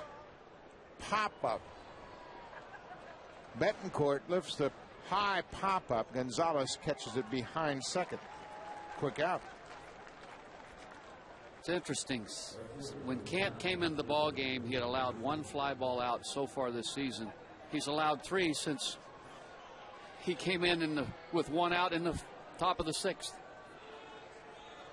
Well, they have been lazy fly ball outs, and he's still messing with the timing of the Royal batters. 3 up, 3 down, all in the air. De Jesus. Camp with a strike. We had talked about Cedar Gaston not defining the roles of the 4 pitchers down in the pen. He said they'll sort out their roles, and boy, Camp and Jansen have definitely done that. Good breaking ball in there. You look at Camp, Jansen, Frazier, Downs, and Gregg, you feel like with the way they've pitched from the 7th inning, 6th inning, 7th inning on in a ball game, you should be able to win your fair share of those. And I feel like you can go to that bullpen in the 7th inning and they can close it out from there if you have a lead. I believe it's imperative that you have experience, especially in the back end of your pen. And Camp gives you that. Downs, of course. Frazier and Gregg as well. Strike 3 on the corner. De Jesus caught looking. Camp busted him inside and gets the strikeout.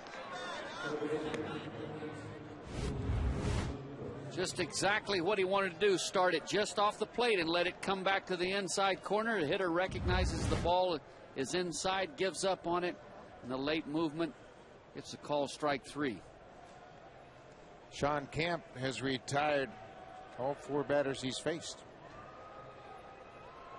Willie Bloomquist with 2 outs. Camp's one of those pitchers where he's a great example of you don't have to throw 95, 96, 97 to be effective at the major league level.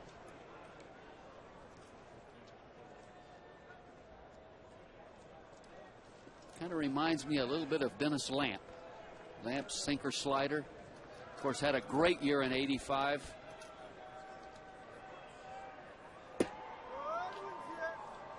Three 3-0. Seemed like every time he came into a ball game, he threw a double play ground ball. What did he go, 11-0? 11-0 in 1985. 2-out walk to Willie Bloomquist.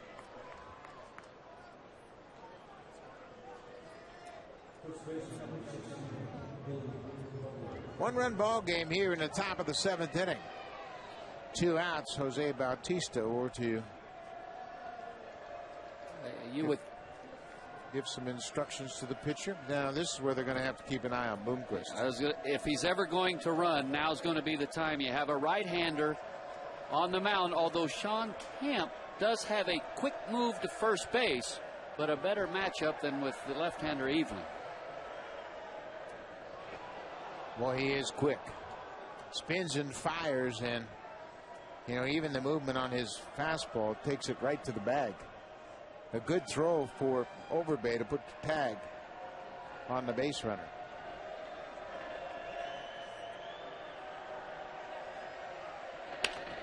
Drive into center field. That'll get down for a base hit. Bloomquist will stop at second.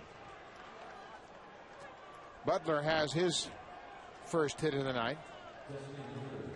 Thankful for that after hitting into 2 double plays.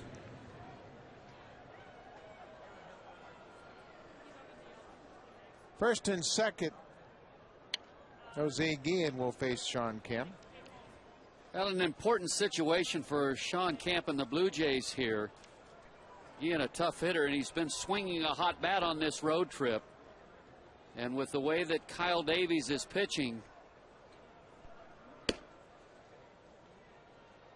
you really don't want to give the Royals any more runs at this point. It's getting a little late in the ball game. Jason Frazier loosening up.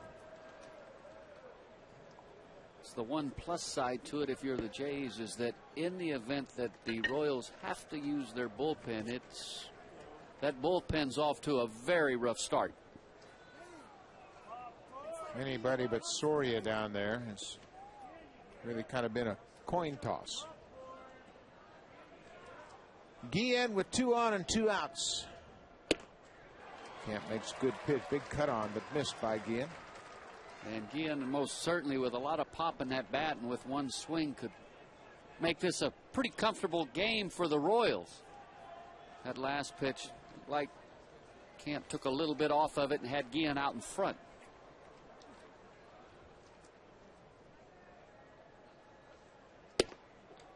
Just missed the outside corner. Again, John Buck with lots of knowledge about this Royals lineup. He knows them very well.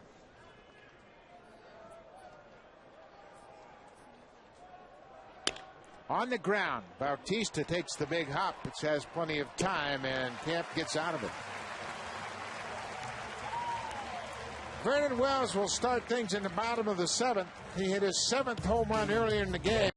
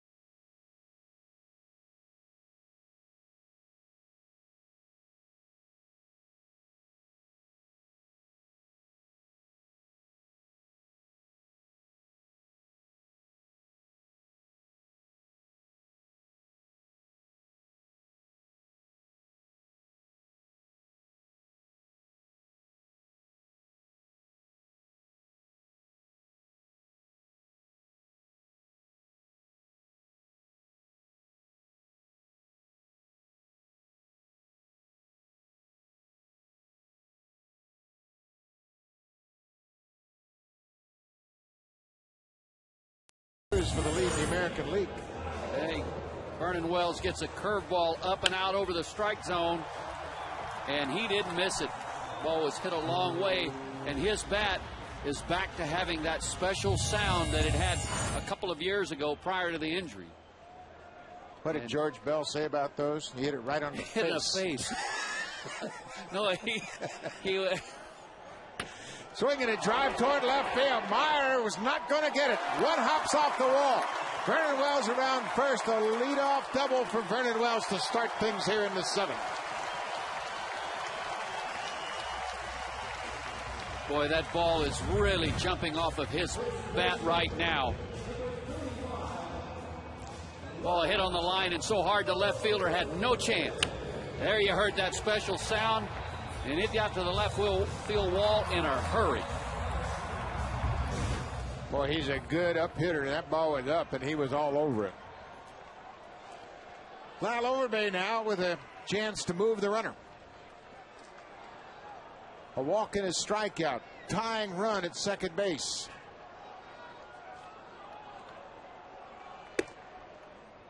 Up and away, ball 1.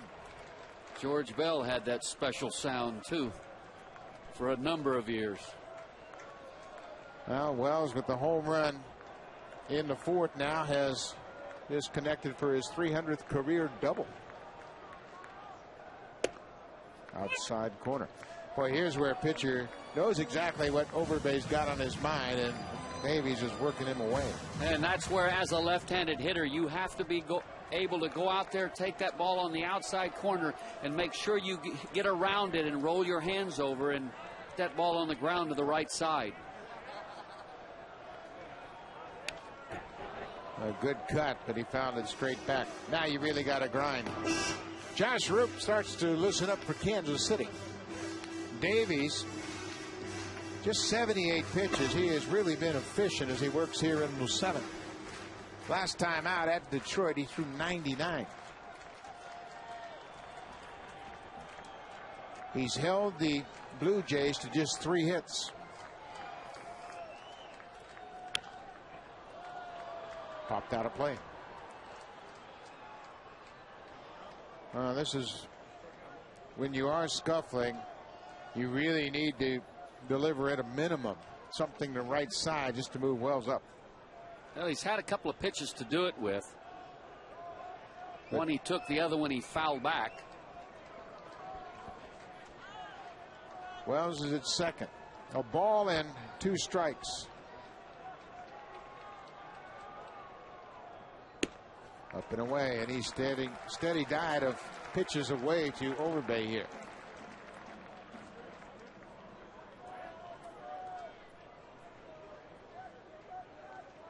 A 1-run game here in the 7th.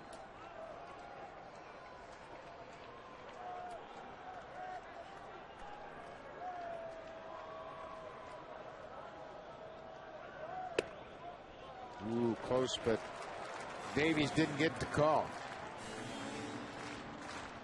Looked like that last curveball might have went around the plate just a little bit.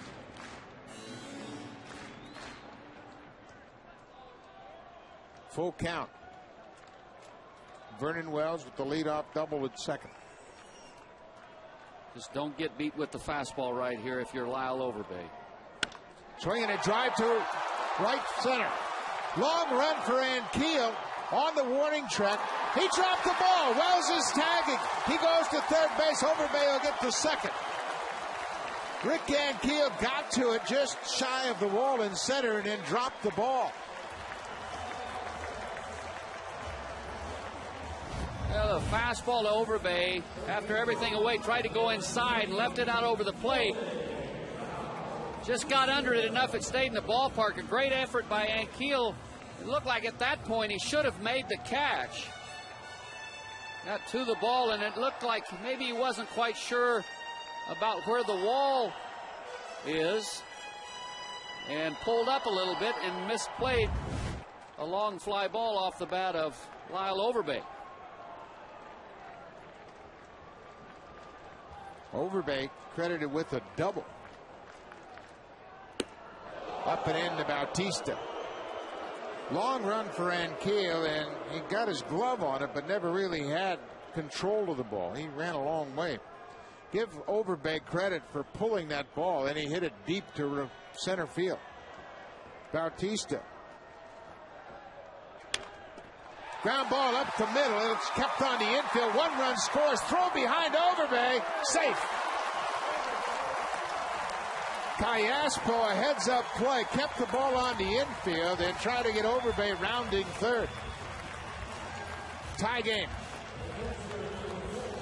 You have to believe it'd go as a base hit for Bautista. A great effort by Callaspo. He kept the ball in the infield and then heads up, realized he had no chance at this point to throw to first to record the out, and almost caught Overbay around the bag at third. Here you get another look at it. And this was very close.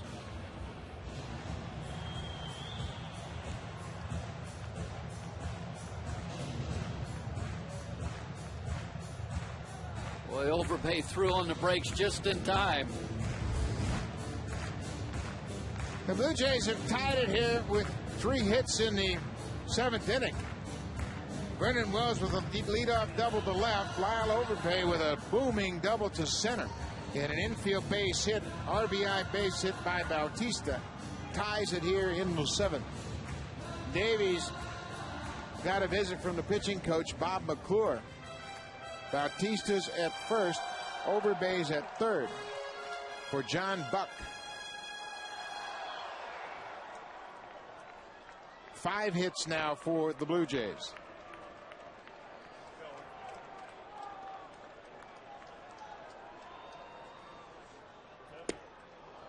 Big cut and a miss from John Buck.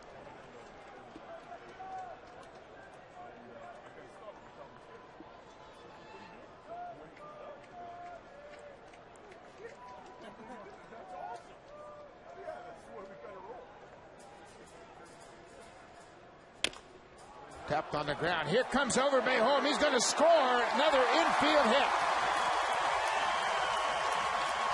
A swinging bunt up the third baseline drives home Lyle Overbay. 4 hits in a row. And an RBI for John Buck. Well, John Buck's been struggling, and you'll take any kind of hit. A swinging bunt, basically. And the only player that had a chance was Kyle Davies. And John Buck has knocked Kyle Davies right out of this game. Davies gave up hits to all 4 batters he faced here in the 7th inning, and he reluctantly leaves them out.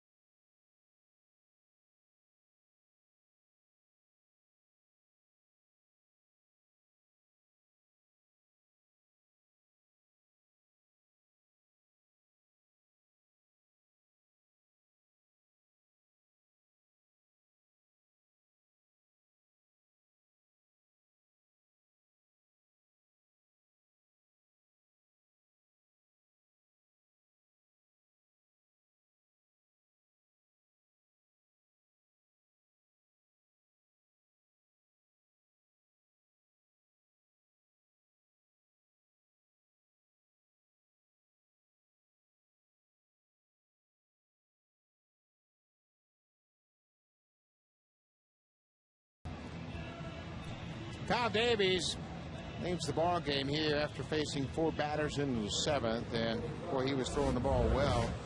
A little frustrated when he went to the dugout. I don't blame him. And you look at those two last hits, two infield hits. One by Bautista drove in a run. The second a swinging bunt by John Buck. But these runners on base, Bautista at second, Buck at first, are Davies' responsibility. And Josh Roop throws a first pitch to Snyder, who bunted at it and missed. Roop's third appearance of the season, and this has been a real problem area for Kansas City, their bullpen, before they get to their closer, Joaquim Soria. Blue Jays have taken a 4-3 lead here with 2 runs in the inning. Still nobody out. Snyder looking to swing and takes a breaking ball inside. It's 0-2.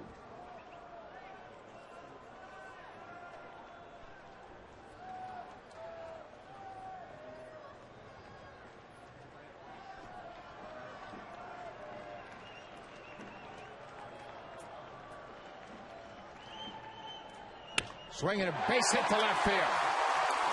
Bautista's going to be stopped as Meyer gets it back in quickly. Meyer has a strong arm. So an opposite field 2-strike base hit by Travis Snyder. 5 hits in a row. Travis Snyder is a tough out and a pretty good hitter when he does this. When he just stays back and uses the entire ballpark. At times he's a young hitter that he knows they expect him to hit with power, and he tries to pull a little too much. That was a great piece of hitting. Fell behind 0-2, cut down on that swing a little bit, and just took that ball into left field. Bases loaded now for Mike McCoy. The Royals are in. Big swing and a miss. But this, in some ways, goes back to the fact that Dana Evelyn, although he didn't have his best stuff tonight, he battled, he competed, kept the Jays in the ball game, and here they are with a 1-run lead. McCoy takes the ball away. A ball and a strike. The Royals outfield, all 3 outfielders have strong throwing arms, and Keel's the best in center. 1-1 to McCoy. Fouled off into the glove of Kendall. A ball and 2 strikes. Chance for the Jays to bust it open here. Still nobody out. And Keel with that cannon for an arm in center field. Meyer throws well, as does De Jesus, the right fielder. Ball down. 2-2.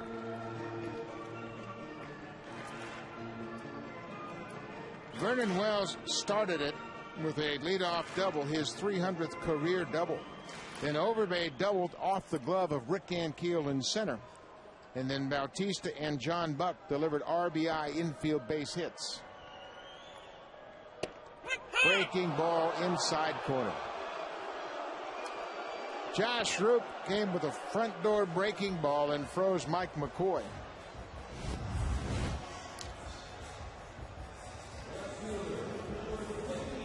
I think McCoy might have thought the pitch was a little down. And for the second time tonight, he struck out looking. Fred Lewis, 1 for 3 with a double. Takes the pitch outside. Roop's got a good fastball.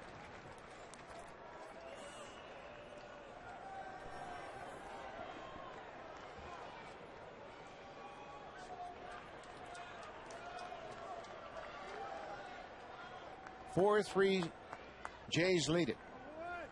1 out, bases loaded. Check swing to third. Throw to home for 1 out. Kendall to first. Double play. Josh Roop comes in and does a heck of a job after the base hit to Snyder. Inning-ending double play, and Kyle Davies shows his support.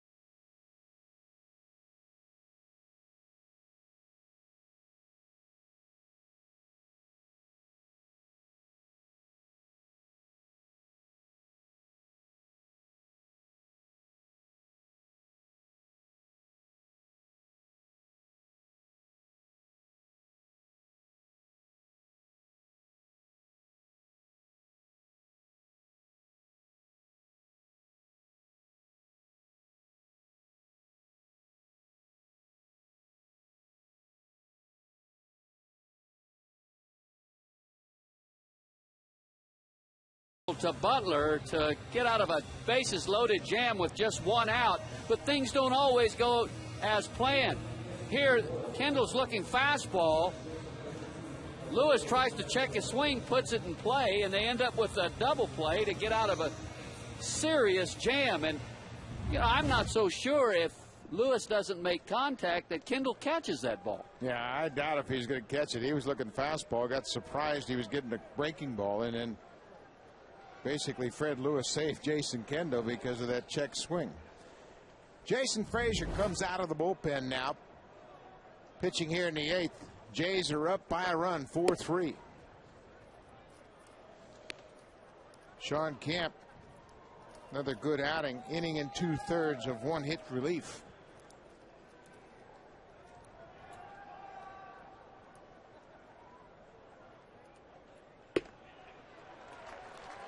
Well, that was a great example of sometimes you just catch a break. And Kansas City really doing a good job of getting out of that bases loaded, nobody out situation with any further damage. Well, we talked about the bullpen earlier, and no better example right here. A great opportunity for Frazier and company to close this game out for the Jays.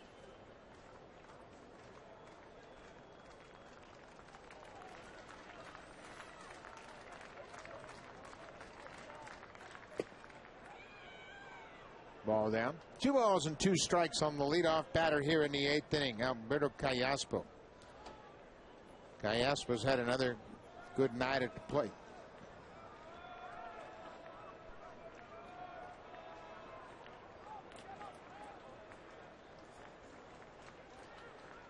Third Blue Jays pitcher tonight.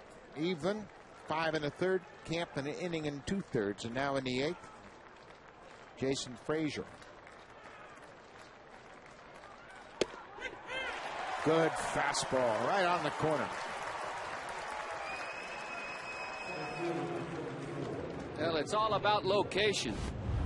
And this last one's in a perfect spot at about 93 and just locks Callaspo up. Jason Frazier with a very good fastball, hard slider, and a very good split finger fastball. Rick Ankiel with 1 out. On the corner at 93. And Keel has not faced Frazier in the past.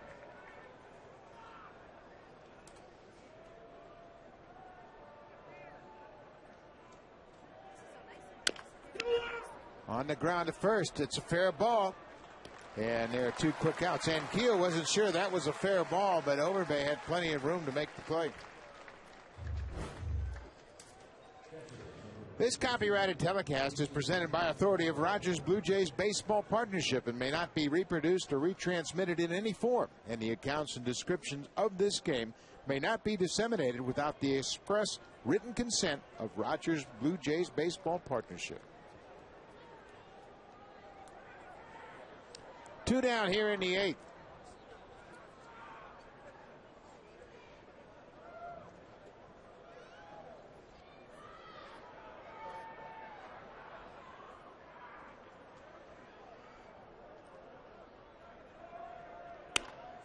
Base hit to left. Jason Kendall.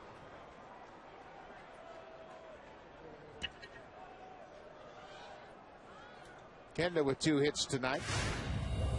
Kyle Davies went 6+4 batters, and he really shut down the Jays effectively early on. Yes, he did a very good job tonight, and was a little unfortunate in that last inning of work, going back to the bottom of the 7th inning. Last couple of hits he gave up was a cue shot off the end of the bat right back up the middle of it. Nobody could make a play on, and then a swinging bunt off the bat of John Buck. But he's overall pitched very, very well this evening. 2 down with Kendall at first. Mitch Meyer takes the ball down.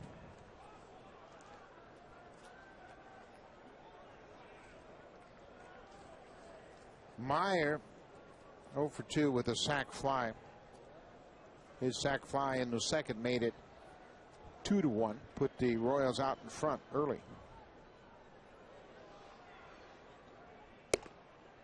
It's a strike.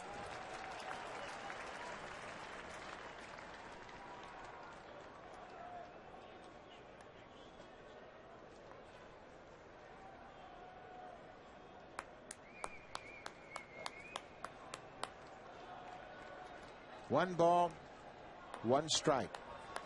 Frazier takes a peek at Jason Kendall. 2 outs here in the 8th.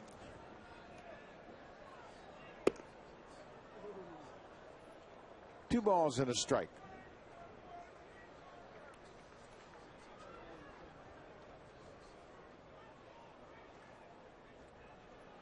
Kendall has a stolen base this season, but I doubt if he'd be running here in this situation, given the fact that he could score from first on an extra base hit.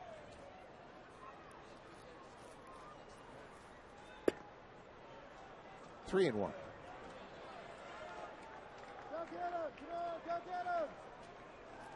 The Royals have but 3 extra players on their bench.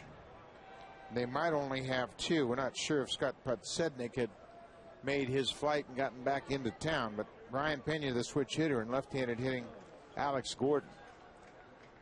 There goes Kendall, swing and a pop back out of play. Kendall was on the move.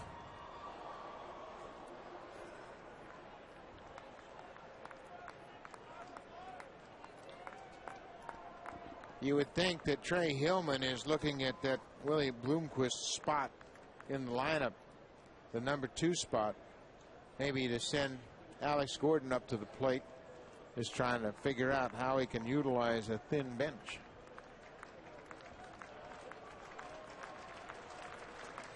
Well, Bloomquist has 2 hits in the ball game tonight. He swung the bat pretty good, so he might elect just to stay with him.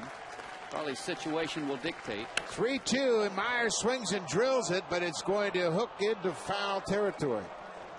He got out in front, but pulled it foul.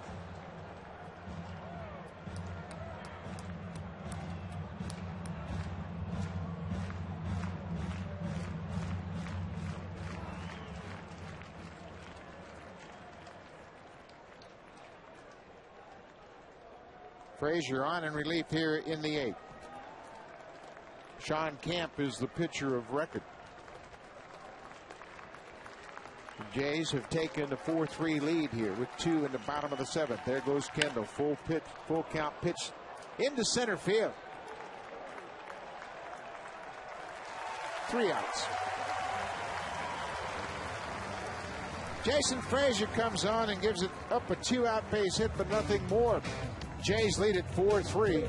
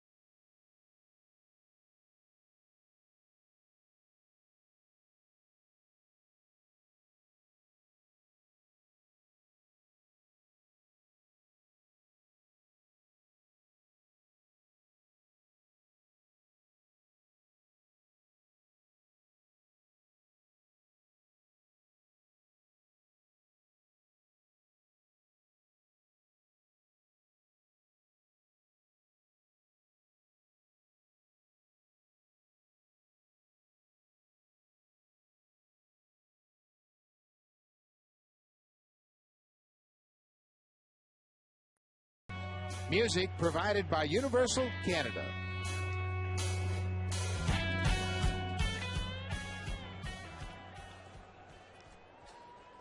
Bottom of the 8th inning. Alex Gonzalez takes the first pitch strike. Josh Roop came on and really put out the fire in the 7th. He gave up an opposite field base hit to Travis Snyder to load the bases, and then got a strikeout and a double play to strand 2. Hard breaking ball. 0-2.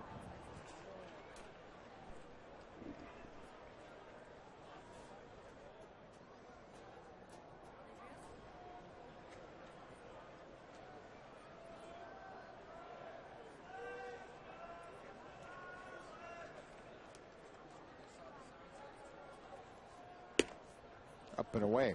A ball and 2 strikes. Yeah, Alex Gonzalez, although he had a base hit in last night's ball game that drove in a run, he's been a little bit off the last couple of days. Seems like he's not giving himself a chance to see the ball, pulling off some pitches. Breaking ball gets him. Second strikeout for Josh Roop since he entered the game. Kevin Gregg, the closer, is loosening up.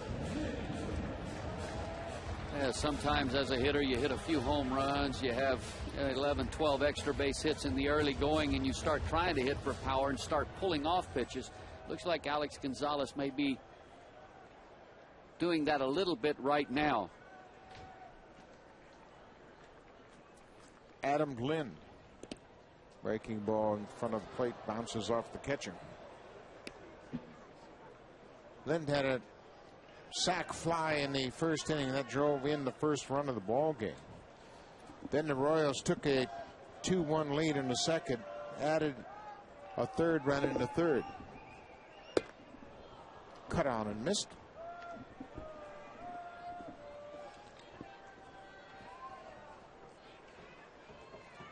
Kyle Davies was in the driver's seat most of the night. 4 straight hits knocked him out of the game in the 7th.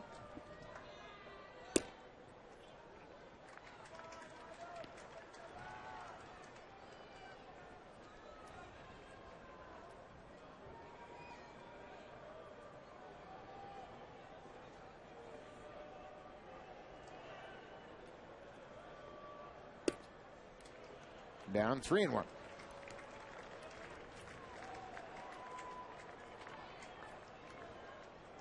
Josh Roop signed a minor league free agent contract with Kansas City in November this past offseason.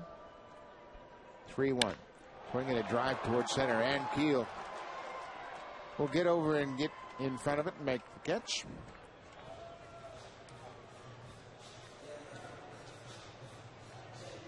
Two outs.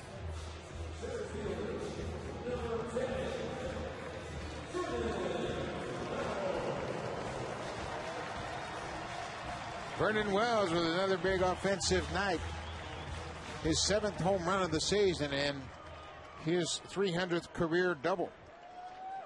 That started the rally in the 7th.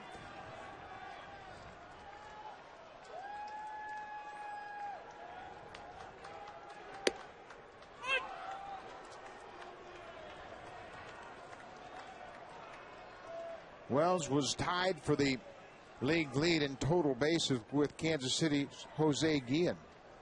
They both came into the game with 39 total bases. Wells, with 6 total bases here tonight, has jumped out in front to lead the American League.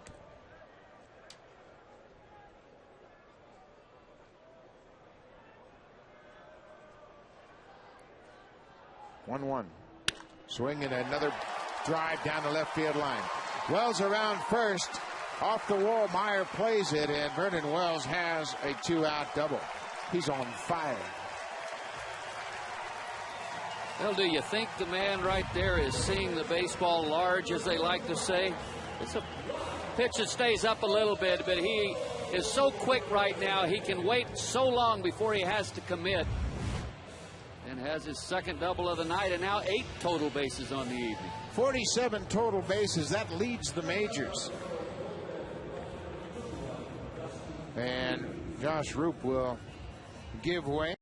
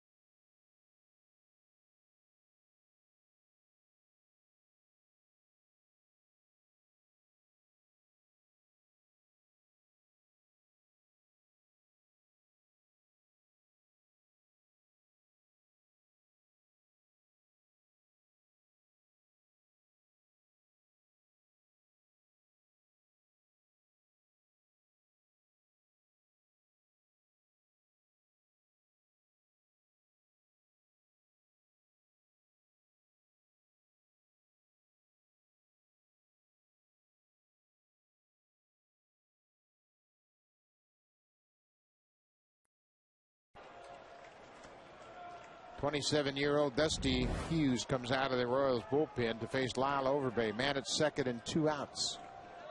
Overbay hits it on the ground toward third. Bloomquist across the diamond, and 1 pitch, 1 out for Dusty Hughes.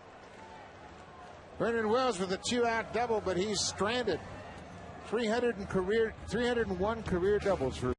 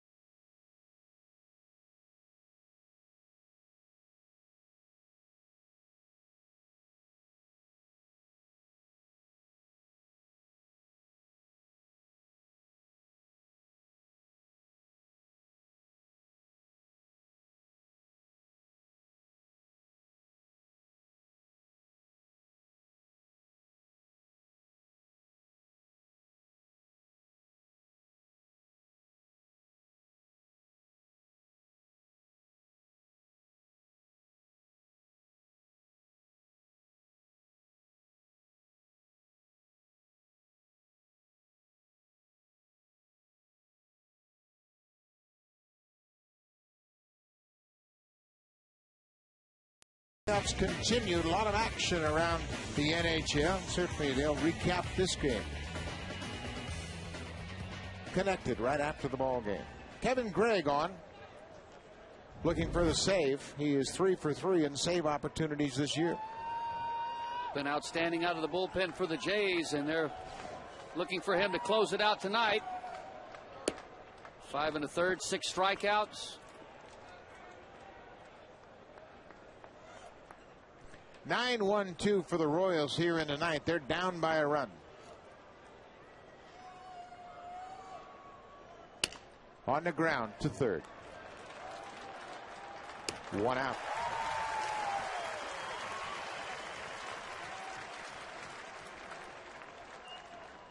Kansas City has out-hit Toronto 10-8. But this is a great example of hanging in there for Dana Evelyn. He battled and allowed 3 runs, just 2 earned runs, and then the bullpen took over from there. David DeJesus, 0 for 4 tonight. Gregg in there with a strike. And the power of this Jays lineup most certainly has factored in. Of course, Vernon Wells has homered and doubled twice. Fred Lewis doubled in his first at bat. He would come around to score. The double by Lyle Overbay most certainly factored into that 2-run 7th inning. Yeah, the Overbay double, I mean, he drove it to the right side. Wells was going to advance anyway. 0-2 to DeJesus. Outside.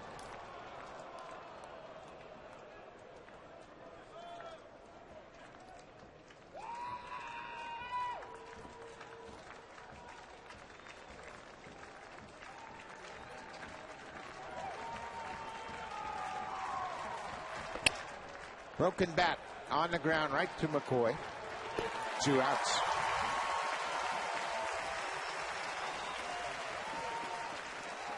Royals down to their final out.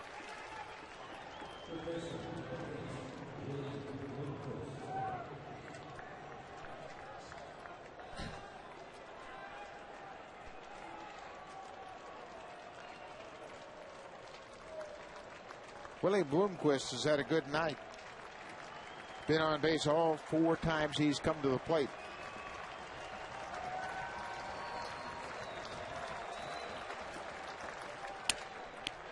That should do it. A pop out into right field. Travis Snyder, Mike McCoy off McCoy's glove. Broken bat pop up. Bloomquist is on board. Little tweener went off the glove of McCoy. He couldn't hear Snyder. Snyder, I thought, was going to have a chance to get to it, but McCoy had to go off his glove. The third broken bat this inning, and it looks like at the last moment, Snyder coming in probably out of the corner of his eye distracted McCoy just a little bit, enough that the ball hit him on the heel of his glove. And if you're the Kansas City Royals, you probably come into this inning feeling like, let's just get Butler to the plate and take our chances. And here he is. Kevin Gregg, first pitch strike. That was an error charged to the second baseman, Mike McCoy. Second error tonight for the Blue Jays.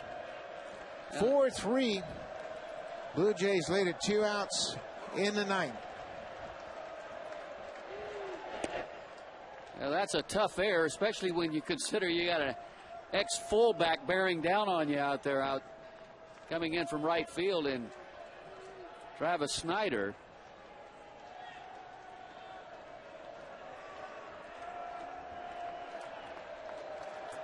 One ball, one strike. Butler fouls it down the right field line. You always feel like if late in the game, if you can just get your number 3, number 4 hitter to the plate, then you'll take your chances. And because of the error, Butler gets the opportunity here to hit in the top of the ninth. 51 doubles, 21 home runs last year, so he's got some pop. In the dirt, gets away from Buck, and there's Bloomquist moving into second. Wild pitch, ball in the dirt. Bloomquist moves into scoring position. Well, Buck does everything he can to try to block it, but it just hits too far out in front of him. And now all the Royals need is just a base hit. 2-2. Swing and a miss. He struck him out. Kevin Gregg with the strikeout racks up his 4th save in as many opportunities, and the Jays come back on the bat of Vernon Wells. A home run and 2 doubles. Kevin Gregg saves it. Sean Camp wins it. 4-3 Jays. Stay tuned for Connected.